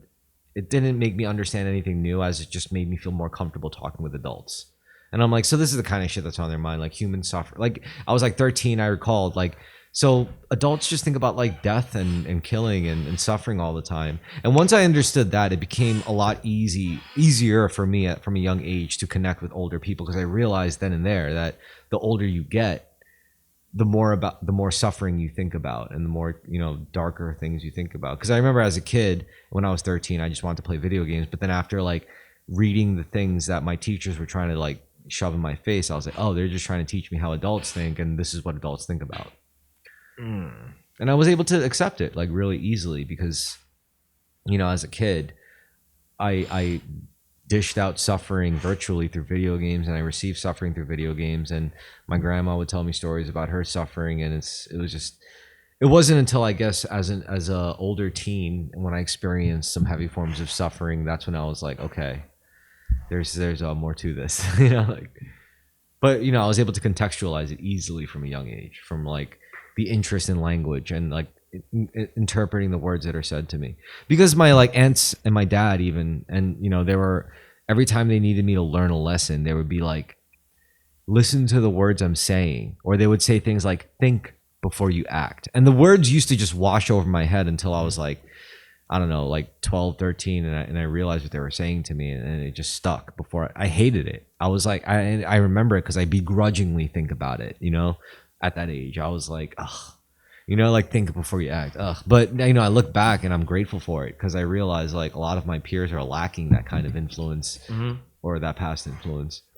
Point being, I think this all just made me understand how to write, you know, and you know, and you know, in reference to now, like, all that stuff was good, because it all just led to me becoming a person who could write songs, who could write poems if I wanted to. Whether they're good or bad poems, I mean, I guess that's subjective. Most people probably say they're bad. But you've heard my songs and stuff before. Like, Yeah. I'm sure you have a modicum of faith in my artisanal abilities when it comes to lyricism. Yeah, I do. You have a very A rudimentary rudimentary in a mastery. way that a lot of people don't learn anymore. Yeah. I could write in cursive for fuck's sake. Like, come Which is on. very impressive. I really can't write in cursive. I could teach you. I could teach you all this stuff. This Yeah. is basically just the basic like Catholic schoolgirl shit, you know, Yeah. from being educated in Montessori, which is awesome. Montessori is the Well, how were you in Montessori school? What were your teachers like? What were your classmates like? all right. Montessori is usually different in any site. I know you have multiple ages mixed together and all that. So Montessori is cool because it focuses on smaller classes, smaller teaching environments, so that teachers can have more of an individualized relationship with the students. Now, my Montessori experience was interesting because the site was a abandoned mansion from an old family, from an old Staten Island family, like the the Van something. I forgot what their name is. So some Dutch family. Yeah. And this is like old world, like architecture mansion, you know, with like hand carved guardrails for the, you know, for the staircases and shit. And each floor was like the bottom floor was for the younger people, younger classes, like preschool, kindergarten, elementary school age, and the upper floor was for like 3rd, 4th, and 5th grade.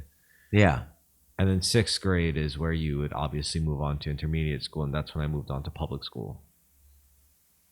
But that also benefited to my creativity, honestly, because, you know, Montessori is where I learned how to read shit like Chicken Soup for the Teenage Soul, even when I was in like intermediate public school, you know? Yeah. Montessori is where I first learned about the true value of book fairs. You remember the book fair? Do you know about book fairs? Yeah, I do. Yeah, you even get if a I little didn't go to pamphlet. school, I knew about them. Yeah.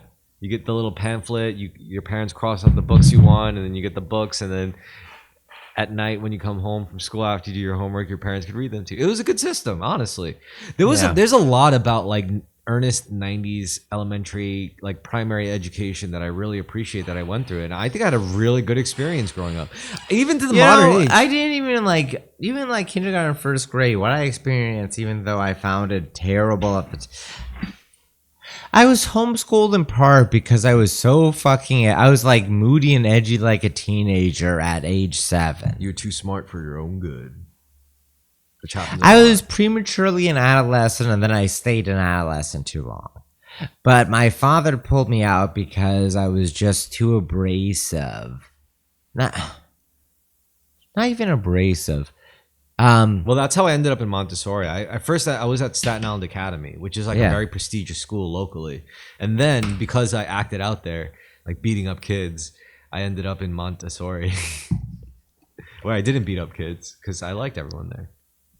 Whereas in you know, Staten Island Academy, that's where all the rich kids sent their kids, and for some reason I just didn't get along with them. Like,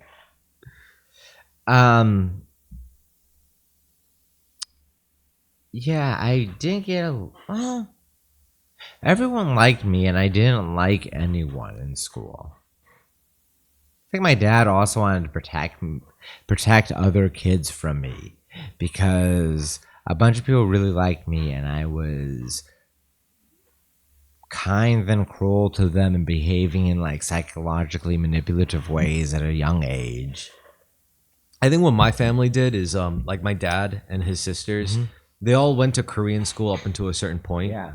And then they moved to America and saw like the horror of like New York City public school, and they were like, what the fuck is this? I mean, they had a good time academically, but like logistically getting to and from class must have been like a whole adventure in itself. Yeah. So for me, they were all probably like, let's just try to put him through as much of a Korean schooling experience as possible in America. And that just translated to like private school. Yeah. But Montessori is the way. I think Montessori knows what they're doing. Like if I had a kid, I would want to send them to a Montessori school if it was still around. I don't have any hopes. I don't even know if I'll have a kid. But if I did have a kid, I'd want them to have a Montessori experience because I don't regret any of my experiences in those years. I only started like having bad times when I started going to public school. That was like I would want kids of mine to avoid public school. However, when I was in public school, I got away with a lot of cool shit, you know, like a lot of fucking cool shit. I got laid in high school. Like, you know how many like private school kids- it's noteworthy that you're an Asian guy who got laid in high school because a lot of white guys don't get laid in high school. I was getting, as a teenager, I was like, fuck. In my mind at that age, I was like, this girl is way too beautiful. What's going on right now? And they were just like, how old were you? Like when you lost your virginity, all 15? that? 15. The girls you were like these experiences. 14? Yeah. My first real girlfriend who I lost my virginity to was 14. I was 15. What was she, like a Jew or? She was a. I get misty eyed thinking about her. She was a fiery, alcoholic, redheaded Irish girl, pale as fuck, red hair, crazy ass brother who was like had mental problems, crazy ass parents. Yeah. Moved out to the sticks in New England. I love her. I mean, she got married to some like football guy, but whatever. Oh, I remember you talking about her. I totally. When we first met, you were talking about her a lot, and then you never talked about her, and I forgot she existed. But at one point in your life, she was a huge emotional, as I can relate to, a huge part of your life. But I let her go. You know, like we did our adult canoodling. You know, like we met up as adults in her place in her huge house in the sticks, which is impressive if not for the fact there's like no one for like miles and miles and miles. But anyway, we did our stuff and I let it go after that. I realized she's just an adult, like a geezer now, like me, you know, like, and that's when I was in my 20s too. And I felt that way, you know, like we're not like 14 and 15 anymore. We're like 20 something. Like she's engaged and I'm.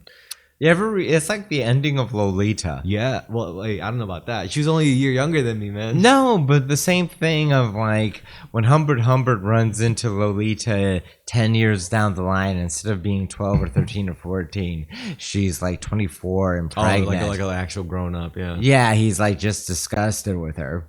You know what that reminds? Well, what does it remind you of? Matchstick Men. Remember at the end of it? Yeah. But it wasn't like that. It wasn't as dark and like angry and bitter. Well, it it's just that like, he thought he had a daughter, but he didn't. He was just and he looks at her now and she was like, "You look all grown up," and she's like, "I am grown up," you know? Yeah. It was nice. It was a nice little thing. But anyway, back to how this relates to us creatively. This is why I could write, you know, because you have like varied experiences like that, and it's going to inform you in a unique way. I guarantee you, if you ask me to write a 3-paragraph essay about my teenage years compared to like any other average Korean American, like mine's probably gonna like stick out a little, you know. Which that's what I'm most proud of. Like I'm not proud of like, hi, SAT scores, SHSAT scores. I made it to specialized high school. My mom is very proud of me. Blah, blah, blah, blah. Like, I'm gonna be honest, man.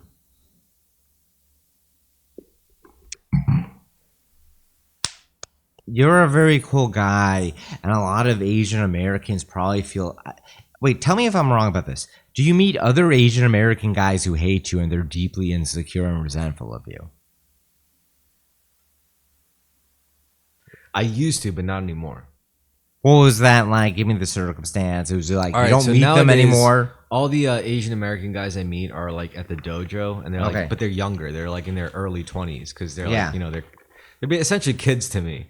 And they're like, I'm their senpai. Yeah. So they look at me like, wow, you know, that's so cool. And and they ask me about stuff, you know. And I'm like, dude, I have like adult students like in their 20s who are still virgins, and they're like, you know, Asian dudes, and I'm like, I give them advice. Yeah, that's why they're at the dojos because they're still virgins. And they were probably expecting some other stiff virgin to teach them, but no, they got some asshole like me, you know. But that's beside the point. What I'm saying is, actually, I'm sure you're far better to them. You training them in swordsmanship. Would it be a breach of moral conduct to try to get your students laid? 100% not. It's a part of the culture. I mean, traditionally, not that I agree with it. Like, what have you done that? What? gotten a virgin student of yours laid? No, that'll be like a dream of mine. I would love to pop my students cherry for them. You know, Indirectly, yeah. indirectly, yeah. Yeah, I can see why it traditionally has a homoerotic background to it. Well, it's not exactly like Spartans or Romans, you know, but Or samurai. well, samurai did do that shit a lot. Yeah, samurai were pretty gay. Yeah. All warrior cultures were gay. And as fuck. so, yeah. Especially like the modern ones too, like the Marines. You know, like they're fucking gay as fuck. They call their tops blouses. They wrestle in the mud, practically naked. They joke about gay shit all the time to pass time, which honestly I do too. Like, don't get me wrong, like I do that shit a lot with my boys. Mm-hmm. But you know, recently a girl, a junior student of mine, got pissed at me because of a joke I made. What's that? We were putting stuff away after a sword seminar, and you know there's sheets for the wooden bokken swords. One was mismatching, wouldn't fit. I tried to fit it and wouldn't fit. It was too big, and she was like, I said that's what she said, and her, you know, the girl was like, oh, blah blah blah, laughed. And then later on, her boyfriend comes because he trains too, and he was like, don't say dirty jokes to my girlfriend. And I was like, what do you? At first I didn't know what he was talking about. I was like, what are you talking about?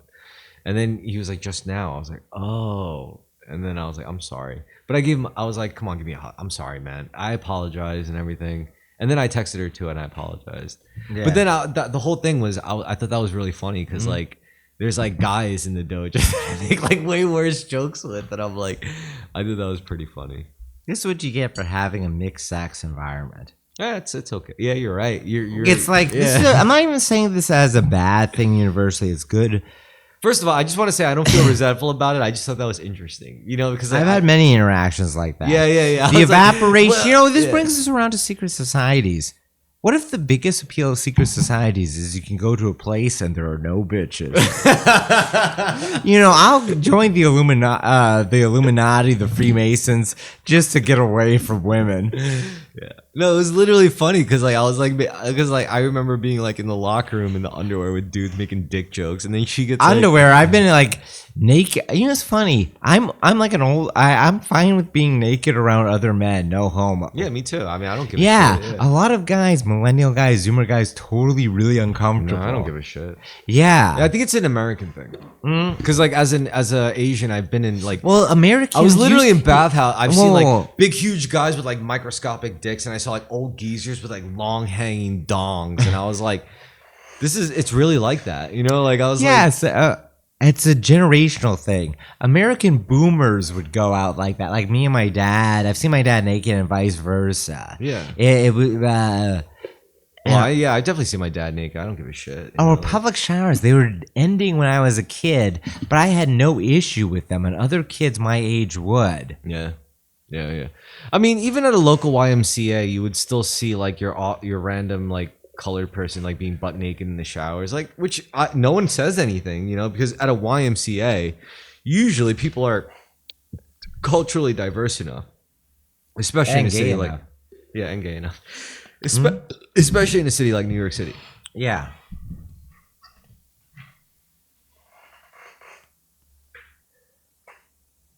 But yeah, you know, like I never really cared much about like men's nudity, especially in like a bathhouse type, you know, experience. Which is why I want to take you to the spa castle, because there's no real necessity for nudity there. It's just pure water relaxation. Yeah. I mean, I'm sure like if you were the one dude that decided to get naked in the shower area, like nobody would fucking say, because all the shower areas are like a segment of the wall that's covered like a urine hole. You know, there's like segmenters, you know? Yeah. So even if you took your towel off, like all anyone would see. Also, I'm very nearsighted. You know, if I take off my glasses, I can't see shit. So if I'm showering, everyone's dick is a big blurry mass. You know what's funny though? In an environment like that, like even if it was properly segregated where everyone was butt naked, there would still be the one guy who just walks around with his dick out. Like he doesn't. So it doesn't matter. It's older guys too, which I really admire. Like some old ass man with like, regardless of it, he's just walking around. He's like, hey, yeah, you know, like it's really funny. Anyway, I could write about this. Is the type of shit we should write about. You know, we should write about shit like this, like public nudity and I never took you to re-speech yet, though, right? No. I just want you to write a piece, About anything, yes. and then I could narrate it because I could narrate it really well. Or if you want to narrate it, fucking you narrate it. But I'm gonna either way. I have to edit it. I have to splice in footage, but that's the fun part for me. Narrating is just a piece I have to do. If you'd rather do that, you could do that. I just need you to fucking write the thing. It doesn't matter who fucking narrate. We could have AI narrate the thing. You just need to write it.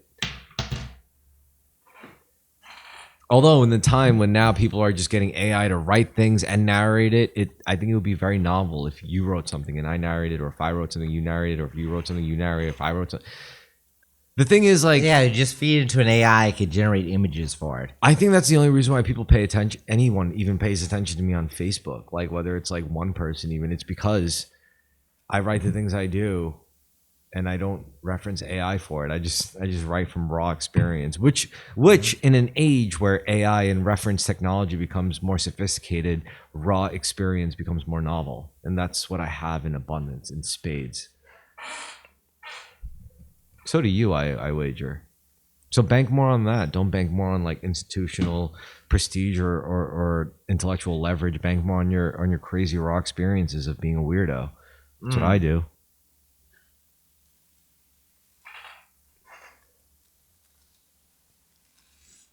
Because when you write on Twitter, it's like all you do is just kind of like bounce off of like cultural trends in your own unique way. So you get to sharpen your tools.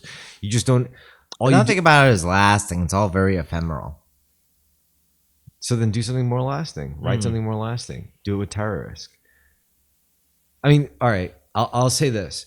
Terrorisk would be a good platform for you as a writer to bounce off of because, or a content creator to bounce off of because nowhere in the history of Terrorisk have we ever said we hate black people. We don't hate Jews. We don't hate women. We don't hate gays. We don't hate trannies. We don't hate anybody. We'll use like vulgar terminology to describe I love things. all of them, and I've had sex with all of them too. Good for you. And I've never had sex with any of them except for like one. But this is why we need each other, you know, in a sense, because like, and both of us can approach it from a place of non-hatred, which is also very good. And both of us can approach it from a place of like objective perspective. You know, it's like, I don't care how you feel about it. This is just how I see it. And in that sense, that's pretty good. So it's never like, you know, like let's say you write something very profound or you become a professor or someone giving lectures at universities 10 years down the line. At least you can say nothing from Terrorisk is going to bite you in the ass in that future. You know, like nothing starting from terror. It's like, oh, well, you made some pieces for Terrorisk content that led to this. It's like, no, motherfucker, I'm not Hassan. I'm not. Yeah, no one's reading it, so there's no way to connect us to it. Well, it's not even that no one. I mean, we have at least like. So for the record, since we've been formatting, more people have been watching, which is funny because like, you know, funny how like organization can just lead to better engagement, but it's individuals acting as algorithms, isn't it? The more uncomfortable truth is that human beings are just vessels for greater entities, and it's up to us to decide what entities inhabit us. The only thing we get to decide on is what we get to be a vessel for. So what do you want to be a vessel for, Carmen? I already said hospitality. The god of hospitality, like who is it? Who's the deity of hospitality in Greek culture? What? Not Demeter. Demeter. I think that sounds about right. Demeter. And drinking libation. Hells yeah. Which is also very Dionysian. Yeah, Dionysus, yeah. Yeah. Dionysus is... No, Demeter is the Latin name. Dionysus is the Greek name for the same god. And that's fully who I want to Well, I inhabit. thought Dionysus wasn't a god. He was just an asshole. That's just like... Kind of like what I do on Facebook. I think by nature, he's the opposite of an asshole. He was so likable and so friendly and so charming that he won everyone over to him. Yeah, but he also pissed everyone off at the same time. If you're a guy who throws great parties, that will happen to you. What if you're like a guy that you just like love spending time around, but then he goes and says something like autism is fake? You know, like you can't think of a single essential quality for autism. That kind of deal. Yeah.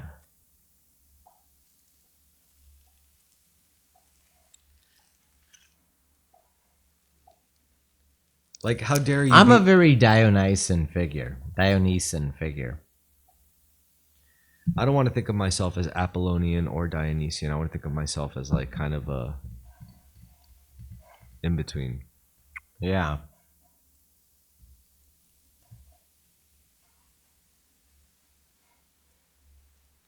So you see yourself as more Dionysian, disruptive. Yeah, I do. So be disruptive in your writing.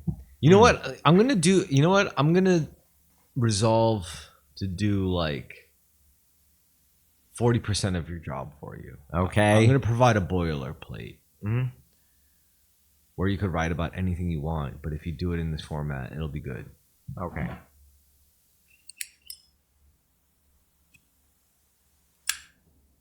What you got to do is you got to concentrate on the 5 W's: who, what, where, when, why. Yeah. Were you taught this? Yeah. Yeah, of course you were. I think I already know who, what, where, when, why. Yeah. Think of any subject and you just apply the 5 Yeah. W's and you got yourself a piece. It's not about whether it's going to be good. It's going to be good because you actually fulfilled the criteria. God, I'm sorry. Wine is the best for the podcasting. It's so fucking good, man. I'm Yeah, sorry. it It's is. just so good. Like How much of Greek society, classical Greek society, was just enabled by wine drinking? it's so fucking good, man. Yeah. It's so good. It's just the perfect proportion. It doesn't hurt me as much as like the other things I'm used to. White Claw hurts me worse than this for some reason. It's carbonated, the stuff, I don't know, whatever. It's just additives they have. artificial or whatever. It's Yeah. it's more of a spirit than whatever this fucking thing is. This is It's wine. it's just beauty. It's aesthetically pleasing. It's literally it transports you. It's historic. It's intellectual. It's good. It's just complex. I can't stop. And it's also like I haven't been eating as much meat lately, like Yeah. red meat. I mean like cow meat, you know, like or pork meat. It's just it makes me want to drink more wine.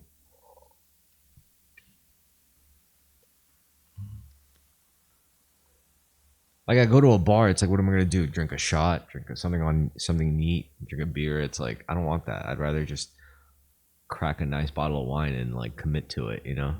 Yeah. Experience the journey of that bottle. Wine is definitely the higher tier drinking method, honestly. Mhm.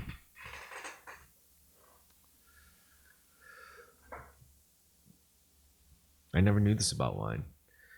I don't know what prevented me from wine. I think it was just because I really think it was the meat diet. I think it was eating like red meat so much that made me like avoid wine so much. Or maybe handle liquor and beer better. There's a correlation there.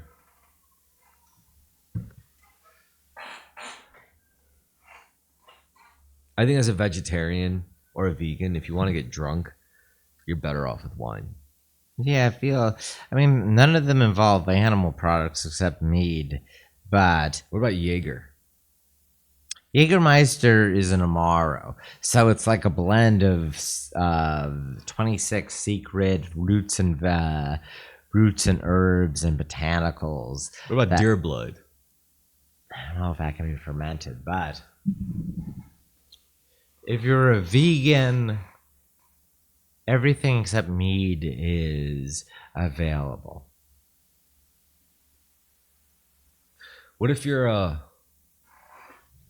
like a spiritualist, a martial artist, a monk, someone who cares about their spiritual constitution? I suppose sake, so you can be East Asian. What's our last segment? Now we're getting into personal shit. Okay. Here's a good post from this is a German speaking chick. She's pretty cool. She says, "You know, Ghosts are troubling because we are told ghosts are residue of man's life once the man's life is gone. And so the more adequately that people treat someone's ghost as real, which is not real, the more this is a disclosure that they never treated the man as very real. It was only ever a fiction that people loved or dealt with or suffered under him. Otherwise, the ghost would be very inadequate. This doesn't work at all for mummies. For Jesus, he is obviously a ghost now and has been for a very long time. I read the New Testament as people trying to make him be a mummy instead, but not achieving it. Instead, trusting the ghost will be revealed to be a mummy in time to come and via faith. Of fucking course, the trouble is that Jesus did some ghost things, which normal dead Christians do not do. If your grandmother was never a ghost, it's quite reasonable to expect she is a mummy in a tomb somewhere, and you can brush off any ghost stories her friends and relatives tell about her as cope and superstition. But there are too many ghost stories about Jesus that people have to believe in, and what is more, to take as evidence of his mummification. Who's the German-speaking chick? Some chick. Oh, okay. Fair. No, I really don't think you know her. Name starts with an N? With what? With an N? No, with an M. Oh, okay. That made Dean. You think that's a Nadine thing to say? No, Nadine. I never met her, so I have no idea what Nadine she's is like. a full-on Catholic type. Like, oh, never like mind. I never met her. She's I all have up no in the, she's all up in interaction the with Jesus. This chick is more. I think she's more like Kantian. Okay. How would you describe like a Kant person? I don't know. It's actually outside of my wheelhouse. It's a certain philosophical school and trend line in Western thought focused on. Fuck, I don't even know. Is it morality more so? Or it's idealism, right? It's like the world as a creation of mind or idea or thought. Probably not this kind of. I don't know. If you asked a person like her, she'd probably say no. It would be some esoteric answer that like. Of course it would be. All women are complicated, right? Yeah, bitches be crazy. Yeah, bitches be crazy. And what's funny is that you say that, and bitches would probably like that you say that. Is there anything left in that? it's a little, yeah. Bitches would probably love that you say that, because bitches want to be seen as crazy. Yeah. The truth is, bitches aren't that crazy. I guess they're predictable in very chaotic ways. There's no female Mozarts because there's no female Jack the Ripper. Thank you, Camille Paglia. But yes, it's a very true line. I love that you were so ready to finish the sentence because I was like, he definitely knows this quote. Yeah, I do. Of course I do. Yeah, I'm a big big Camille Paglia fan. Yeah. She's one of the good feminists. Yeah, the very best, frankly. Probably she probably is the highest thinking feminist in all. At least personally, that's what I feel. Because I read her shit and she's not personal about it. She's just like, this is just the way it is. I mean, yeah, it's a woman saying it, but a guy would say the same thing if he was thinking. No, I think this is great. I think Camille Paglia being a woman actually does give her more insight into it. Of course, I agree. And because this is because it's her being a lesbian and being a particularly a true rebel. Yeah, it's probably because of her. I say things like, men shouldn't hate women for hating men because it's like a poor person hating a billionaire. It's like no shit, a duh. Like if you were born a billionaire, yeah, poor people are gonna fucking hate you. Like obviously, being a man is like the same exact thing. Yeah, it really is. Even a low-end male still is. Yeah, so I look at it like, dude, as a man, you have no right to complain compared to the other half of humanity. Like, you could have been born a woman, and do you know how much worse that would have been? Yeah. In many ways, a rich woman can have a worse life than a poor man. True. Because I'm a man, so I'm biased by that, I suppose.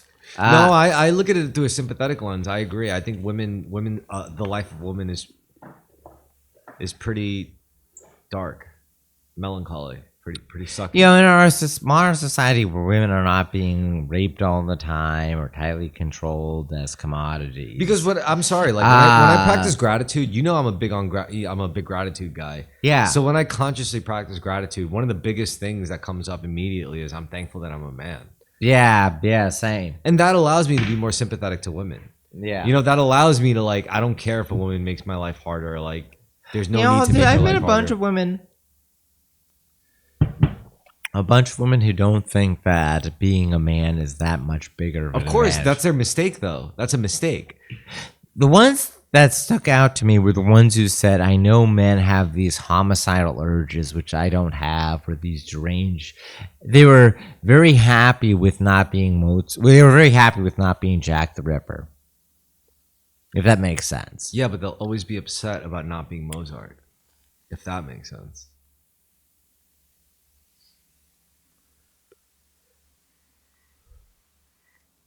See, I met very smart women who didn't mind never being Mozart. Because it meant they never had the other element. The best women are the ones who are like, I made Mozart. He came out of my pussy, motherfucker. Like, Mozart came out of my vagina. Those are the best women. The women who know that are like, you know, if it wasn't for me, it's not just me pushing him out of me, but it's also me raising him, me giving him my milk, me giving him the love when he needed it. Because without that, Mozart probably wouldn't be Mozart without his mother's love, honestly, at some point. Women are just as fundamental, I guess, when it comes to genius, in my opinion. Actually, no, that's not opinion. That's just fact. I'm gonna state that as fact. Yeah, that sounds like fact to me. Yeah, like women are just as fundamental to genius as men, honestly. Because, you know, women have to fucking make the damn thing. Men have to damage the damn thing in the right way. You know, like.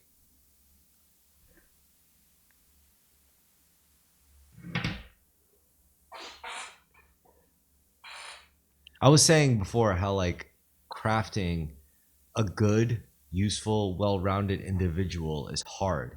It's like forging a sword. There's a lot of steps. Or you could just get lucky. But chances are, if you don't know what you're doing, you're probably going to fuck it up.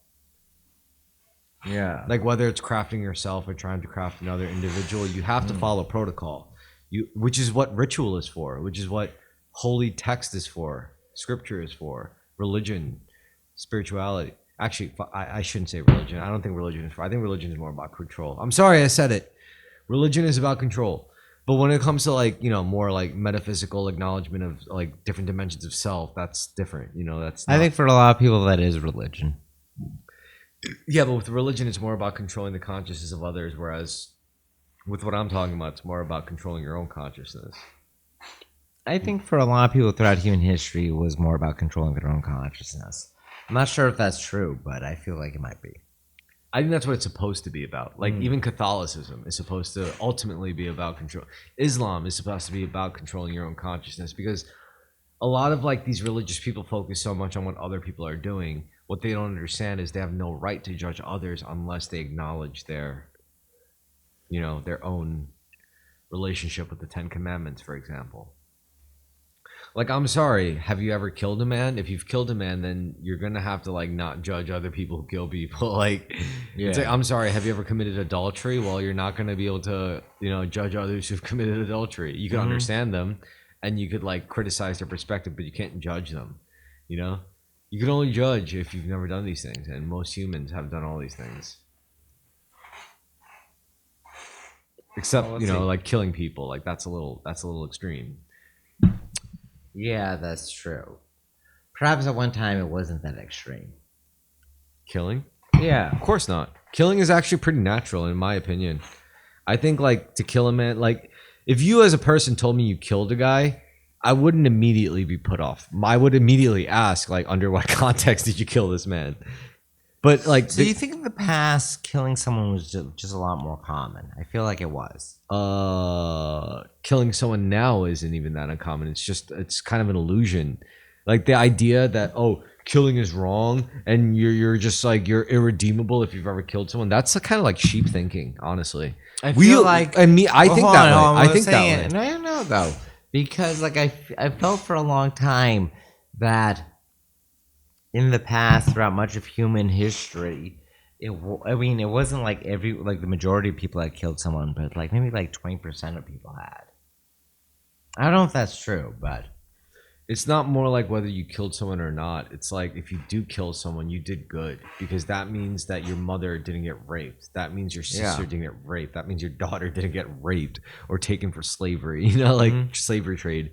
Like killing wasn't seen as like a taboo. Killing was seen as like God forbid if you had to do it, thank God you did it. Otherwise, like you would How many people in the past had guilt over killing someone, even in a justifiable circumstance? practically no one. Mm. It's a very modern thing because it makes sense to be more modern. If you don't have to kill and you still kill, that is evil. If you have to kill and you kill, that's not evil. It's if you don't have You're to do also it. living in a society wherein It's just like if you don't have to smoke crack and you smoke crack, that's evil. It's gonna fuck you up in the same way. It's gonna either way, it's gonna catch up to you. I'm not saying like, oh, it's better to smoke crack than to it's better to kill people than to smoke crack. I'm not saying that at all. I'm just saying that either way, your sins you commit upon yourself or you commit upon others are ultimately ones you commit upon yourself. yeah.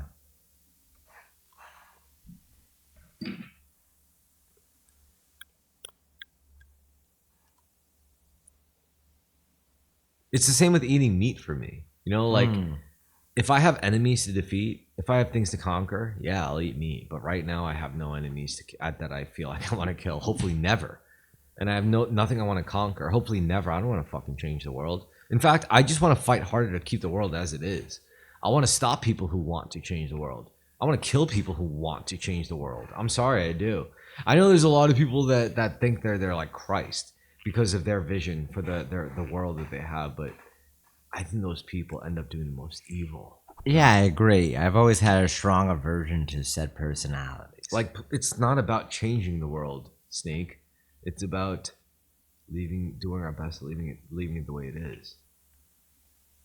And what the boss said in Metal Gear Solid 3 translates to what made me cry. What definitely led to a further enlightenment down the line was probably that it's not about changing the world, it's about changing yourself. If you're unhappy with the way things are, don't think immediately about changing other people, other surroundings, the world, everything's outside. No, think about changing yourself to be better suited for the world. And if the world upsets you again, then change yourself again. And sometimes that requires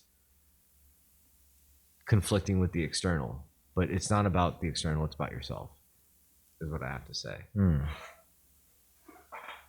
Because there's a lot of people that are like unhappy with the way things are.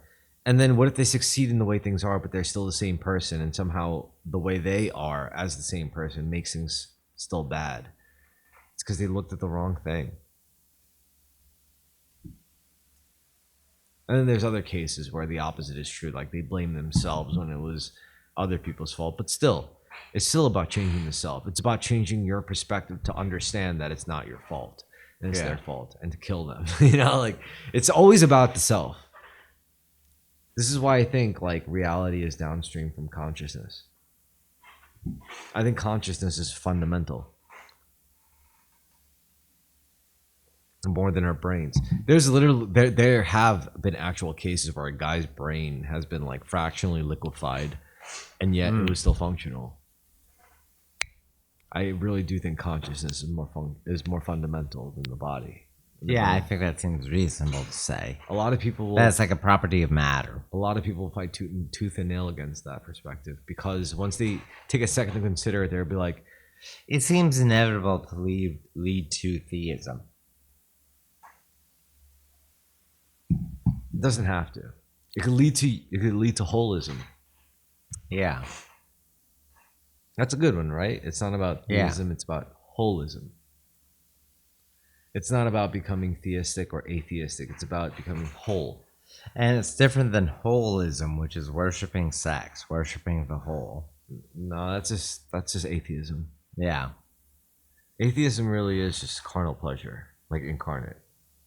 A bunch of atheists are too lame to even have proper carnal pleasure, which kind of defeats the whole thing. You think so? You're better off being very religious. You'll have a greater intensity of human experience than being a fedora atheist who never me even ask you, goes to it. What? Let's think about the leadership in the most evil secret societies. Okay, Israel.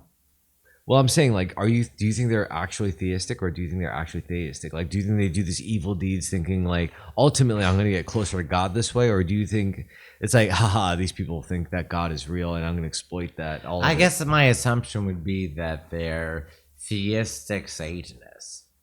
Interesting. That they believe that they're the chosen ones, and Yeah, probably. they have every right to do this to everyone. Yeah. Interesting. Because a lot of people feel differently. What's your guess? What's your read on it? I think you're on the right track. I Okay. do think that, like, when it comes to, say, like, the Khazarian mafia type, like, secret society deal, where they specifically deal with human trafficking, sacrifice, child sex rituals, and all that shit, like the most evil taboo things you could think of, because at any given time different things are taboo, and whatever is taboo they'll do it, to harness the power. Yeah, this is a big factor of secret societies, as you just said, of being anonymous and also engaging in taboo violation. Yep. I'm sorry, what were you going to say? Well, what I was gonna say is that well, what was the question again? Is like, would we still have what? Fuck. I've totally lost the thread. Okay. So basically what I'm saying is that the Khazarian, even if they did all the evil shit, blah, blah, blah. All right, it wouldn't matter what it was considered. Fuck, I lost it too. Oh, well. But we were Anyway, talking about secret societies. We and were earlier about... all secret societies are taboo. Oh, well, all secret societies basically function off what's taboo, because that's how they get the people of power. How they get people the power for blackmail and also for a sense of brotherhood. Okay, between so one here's another. an interesting mechanical way to look at it. Human Yeah. beings become very good holders of secrets if you get blackmail on them, like the proper Yeah. blackmail on them. They become good containers, Yeah. which leads me to believe that human beings, you and me, we're just vessels. We're just vessel. Like, to be a human is to be a vessel for a greater entity. Yeah. Now the question is, as a human, you get to choose what entity. I mentioned also that the taboo violation varies culturally. So in the 19th century, secret societies involved everyone having gay sex with each other. Or in a more religious past, they involved vows to Satan as opposed to the dominant or blasphemous activity. I was going to say that if we normalize pedophilia, Yeah. instead, Epstein Island, instead of being a place you go to fuck teenagers, is a place you go pretend to to wear be black. blackface. You just put on the burnt cork after you drink your wine in a literally dark ritual, and you go around shucking and jiving with dice for teeth. Shit. All right. Let's you and I design our own right now. This is a good personal and Yeah. creative exercise. Let's you and I design a phase for like a truly like mind-breaking ritual, like some MK Ultra shit. So I think that I don't want to involve children. So if I Yeah. can avoid that, that'd be good. Maybe a family member. Like, you have to like have sex with a family member. Incest is weird because it should have been normalized, but the aversions to it are too strong still. What also I With don't like birth is that control, you that can- really doesn't stop actual like cults to this day that have been recorded doing stuff like the young father would inseminate his young daughter. Here's the thing. In the past, when you see incestuous practices among like royalty, like in Bronze Age Egypt, Ireland, Or or like Stone Age Ireland. medieval Europe, like Italy. No, they actually avoided incest for a far greater but degree. but in a secret society context, they actually Maybe, cultivated it. yeah. I could see it in a secret Well, certain society familiar. context. It's not that they actively chose incest. It's just that incest wouldn't stop them from like doing what they needed to make what they needed to make. We have multiple generations of incestuous, like brother-sister couplings. It's like in Neolithic or Bronze Age, Egypt, Ireland, Hawaii. I think in other societies too, like China. Can I ask you something? What? From the materialist lens, when these incentives transcend generations, do you really see all this as just like hokey mental illness, human condition, emergent property type shit? Or do you see it as like there is clearly something at play that transcends any single human's will or consciousness? That very well could be something that Like like a living pattern. I could see that Because it's very I- prominent yeah. meme form. Because I'm still going to use materialist or of course, rationalist. I do or too. I internet do all the time. It's the language. only way I can make it compelling to people. It's interesting to think of like this very strong meme or fad existing throughout generations within a family or within a culture. Like, hold on. Oh boy, this is really bending my mind when, It's memetics yeah. and patterns.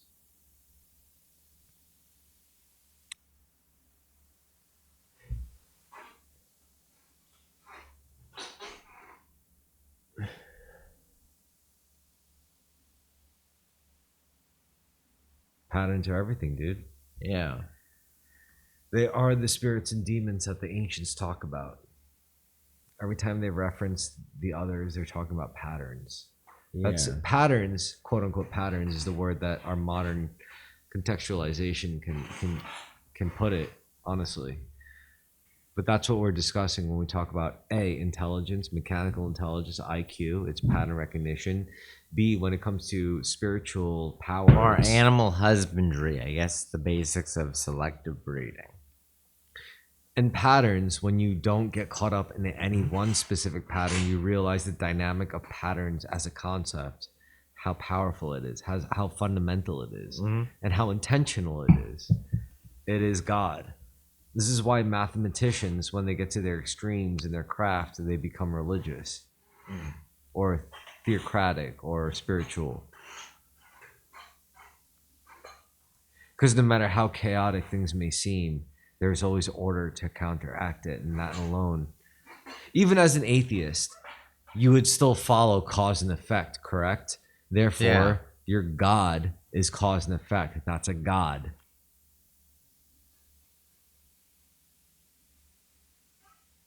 You just gave it a name, cause and effect. Cause and effectius. That's a God. Cause and effectius. What is it? I want to say deterministic action, but that's not it. No, we're just talking about straight mechanics here. We're not even talking about like linguistic definition or philosophical definition. It's pure mechanics, cause and effect. Yeah. People take that for granted. Even physicists take cause and effect for granted. Isn't that amazing? The ones who don't take cause and effect for granted are philosophers and game theorists. Like people who subscribe and study game theory. Yeah. They get it. How are you on time? I'm fading fast, even though I came earlier. Maybe that's why I'm fading fast. No, we got some time. Let's talk about something extra personal. How do you feel about the idea of women, of not even women, girls, females in general, being able to find nirvana through orgasming? It's probably the best way for a woman to do it. Yeah, right? Like it's natural. It fits them, it seems a lot more. And they're just at home alone and no one's there and They have nothing to do with masturbate, yeah. it makes sense to me, logically. Because it's like I get it. It's like imagine being So like is goonerism like a feminization of male sexuality? No. I don't even like the word goonerism in this context, because in this context it's more primordial. Because in this context, every woman has access to tossing off, they're flicking their bean to have a way more intense orgasm than a guy can. And when a woman does it repeatedly over and over again, they're thinking to themselves, why doesn't everyone do this all the time? Like, what else is there to do? And that leads to enlightenment, because that's depersonalization right there. When you experience it's just like heroin addiction. You know, it's like you experience something so high, you're like, I don't need to do anything else. Or opium.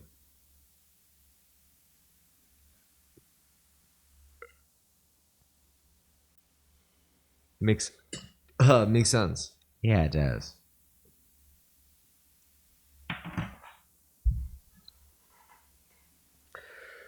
If you were a woman, Oh God, yeah, go on. would you have masturbated your way to Nirvana?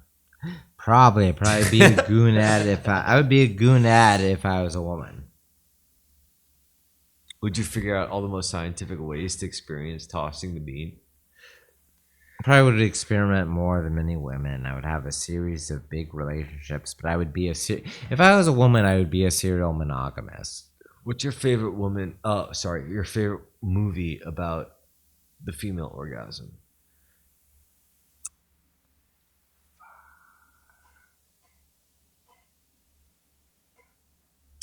You give me an answer, and I'll try and return back to you because I can't think of I'll anything. give you a suggestion. What? Hysteria.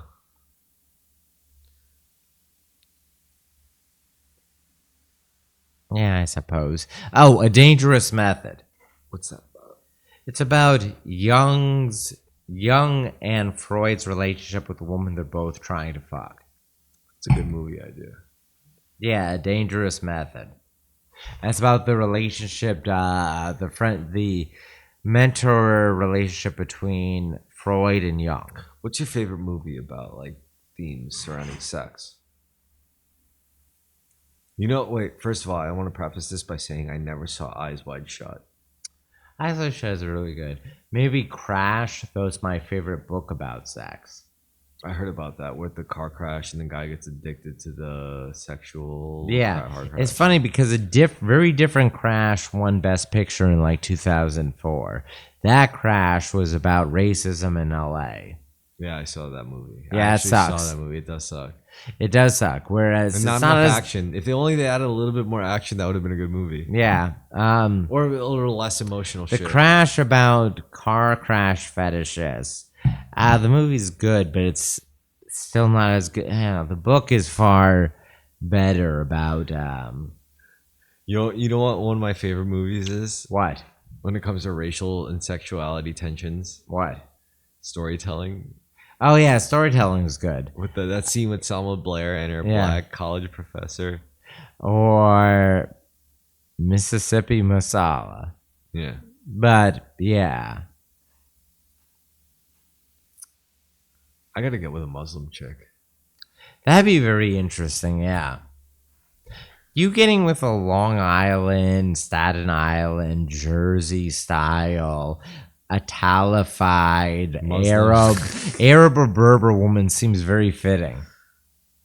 That would be so funny. One of my favorite characters in the show Shameless was this white woman who was Muslimified because of her Muslim husband, but he's actually gay. Ooh, very Muslim behavior to be gay. It was really good. But yeah, if I got with a Muslim chick, it would be fine. The reason why I want to get with like a Muslim or Hindu chick is because like I want to take in their spirituality, their family religious. A lot of them are really materialist, man. You should date one and see what it's actually Yeah, like. but if they're materialist, then they just have to have a high IQ. That's fine. Yeah. You can find that in any culture. Actually, But- no, you're right. Because of their own insecurities, they would be taken in by you. They would find your spiritualism very appealing or very sexy. And then I get to talk to their grandma or their aunties. Yeah. Which is who I really want to talk to about their shit, you know? yeah. But then when it comes to actually being with them, I just got to follow all the materialist guy rules. Like, Get them a bunch of gold chains, fuck them good, whatever they want. and make them happy because that's also what I want. You know, I just want to make them happy. I would want. That actually does feel like a very good pairing for you. You should go down to Steinway. To get with to find my Muslim queen. Yeah. Yeah. You're Muslima. You're I want to find Sultana. I want to find some Egyptian beauty, and then like she's like so hot, but then when she speaks her native language, it sounds like vomit. You know? Like, Yeah, you should spend more time in Queens because there's a bunch of women like that there. hell yeah. That's what I need. Some Middle Eastern, Hindu, South Asian. Wouldn't be any of the Hindu. above. It sounds like you're aiming more for Berber or Arab, or maybe like Armenian. Or Turkish. Yeah, or Turkish. I wouldn't mind Hindu though, or South Asian, like Filipino even wouldn't even be that bad. Hindus will be probably Pakistanis too. Will be too neurotic. They'll be looking for probably more of a book Asian than a cool Asian. Maybe. I think, based on my Yeah, but even a lot of like book Asians are like struggling to make. All right, to make the money I make, but with the time I spend making it, like that's the big thing, right? Like there's dudes Yeah. that make more money than me as Asians, but they spend a lot more time. more with their- time. You don't spend that much time on it. Yeah, which is great. Exactly. I value that more. I value the time spent that I need to spend living. I feel like, how do you feel about mainstream club music, Chris? Like what? Give me an example. I don't know. I just zone out whenever I'm in a few times in a venue like that. But if there's a bunch of like mystery meat women with big hoop earrings and like They wouldn't be interested in me. really they're not. They would be in their 20s. You know, the only women that would actually be interested in me right now are like in their 40s or late 30s, like 37. I'm 38. surprised that there aren't any younger women that are interested in you. Why would they be? I don't do anything. I mean, you're you're a guy in your mid 30s in great shape. Yeah, That's the I'm not guy. out there trying to be funny. I'm not out there trying to be a character. I used to do that when I was younger. Yeah. But I don't care about that anymore. No, Like, I know, but I feel like maybe I'm wrong about it, but if you're just any physically fit guy in your 30s, no, it's not like that. It's like in your 20s, you realize it was your youthful retardedness that got you laid by other 20-year-olds. That's what these girls look for. You will never find a 20-year-old girl who's smart enough, really, to like understand that, you know, your depth. That's a Lolita complex. Yeah. Interesting. So women in I their mean, don't get me wrong. 40s sit I've on still you. banged like 20-something-year-olds too. Like it's Yeah. just they were just so stupid. Like the couple times I did it, I was like, this is not rewarding. This is not worth it. This is not good. Yeah. Fair. And the women that I have the most easiest time talking to are usually like late 30s, early 40s. You know. yeah. But you know, I'm not worried about it. You know, like that's the one thing I'm glad about. Is like I'm not worried about any of it. Because to me, it's like, you know, eventually these 20-something-year-old girls that I find hot now will still be hot when they're in their 30s, except they'll be smarter. That's and true. And they'll realize like, hey, you know, I'm not a, you know, I'm not a bad choice. But it's also, I don't know. There's also, I don't know. There's plenty of smart 20-something-year-old girls too. Like I've met them too. Like Yeah, they're less experienced, less wise, but they still have a lot of raw intelligence. yeah, they know what they want. You know. Mm-hmm. Or they're quick thinking. Yeah. You can explain something to them and they learn it very quickly. There are some 20-year-olds, you explain something to them and they don't pick it up, or it takes them forever to learn, but some pick it up very quickly. Yeah. Because it becomes the problem with most like young people, young adults now is that they're so caught up with ideologies, political Yeah. identity politics. I'm non-binary. What the fuck does that mean? I'm autistic. Who cares? It doesn't affect your medication. Like, Yeah.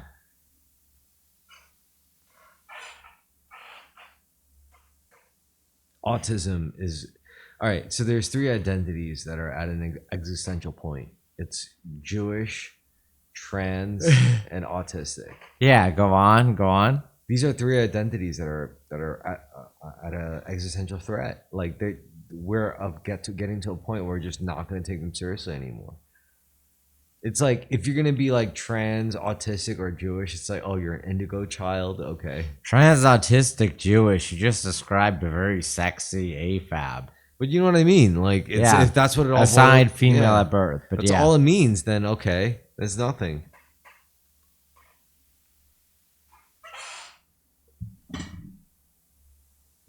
So then, what else is there? I mean, what's the point of it all? I say we're ready for our Spiritual awakening, gratitude, higher frequencies, Compassion. vibrations, compassions. No. Okay, so here's how I want to close this off. Okay. I've mastered gratitude. Now, the next thing for me to master, which is going to be very hard for me, Hmm. I almost don't want to say it out loud because like it's You want to master your penis much as you mastered the sword. no. I've mastered gratitude. Next, I have to master compassion. Really interesting. Yeah, because I mean it makes sense, doesn't it? Like gratitude is more selfish, whereas compassion is like it's the way I have to interact with other people. It makes Too much sense. yeah, it does. I mean, think about it. Like I've mastered gratitude. It gave me what I need to give me. Now it's like next step is compassion. I mean, after compassion, it's like, okay, then I could go on to leadership, I guess. I don't know, maybe sacrifice. I don't know, whatever. Mhm. All I know is I did gratitude. I understand gratitude now. I understand the benefits and why gratitude naturally makes everything in life just framed in a positive way. Mhm. Next is compassion. So I could frame everyone in a more positive way, you know? Because like I could be grateful, but then like I could see an asshole and I could make his life hell. And I could be like, I thank you for giving me a target to fuck his shit up with. You know, like Thank you for giving me an example of what I ought not to do. Exactly. Like, like that's the kind of shit that like, yes, gratitude is good and it could power you up, but there's more than that. There's also compassion. I have to look beyond that too, like beyond Schadenfreude. Yeah. Yeah. So compassion. Passion. Next is everyone should be more compassionate. Everyone should be more gratitude. Everyone should be more compassion. That's a good thing to I know. think I am actually very full of compassion. I think you're more compassionate than you are grateful. Yes, by far. I am very compassionate. Now you could teach me about compassion since I taught you about gratitude. Gratitude. All right. This will be a long, arduous process. Actually, it Nah, won't be what if I get it really I bet you'll quickly? get it right on the first, second, third time. I mean, I think I'm kind of getting better at it because Yeah. like I'm always like every time I piss someone off, I'm never like I need revenge. At least I got over revenge. I think that's the Yeah. only way to master compassion is Yeah. if you get over the need for revenge. Once you realize revenge is unnecessary, compassion Becomes a lot more. easy or manageable. Anyway, this is Good a night, good- everyone. Yeah, It's been a very thoughtful cast. in good time. Good night.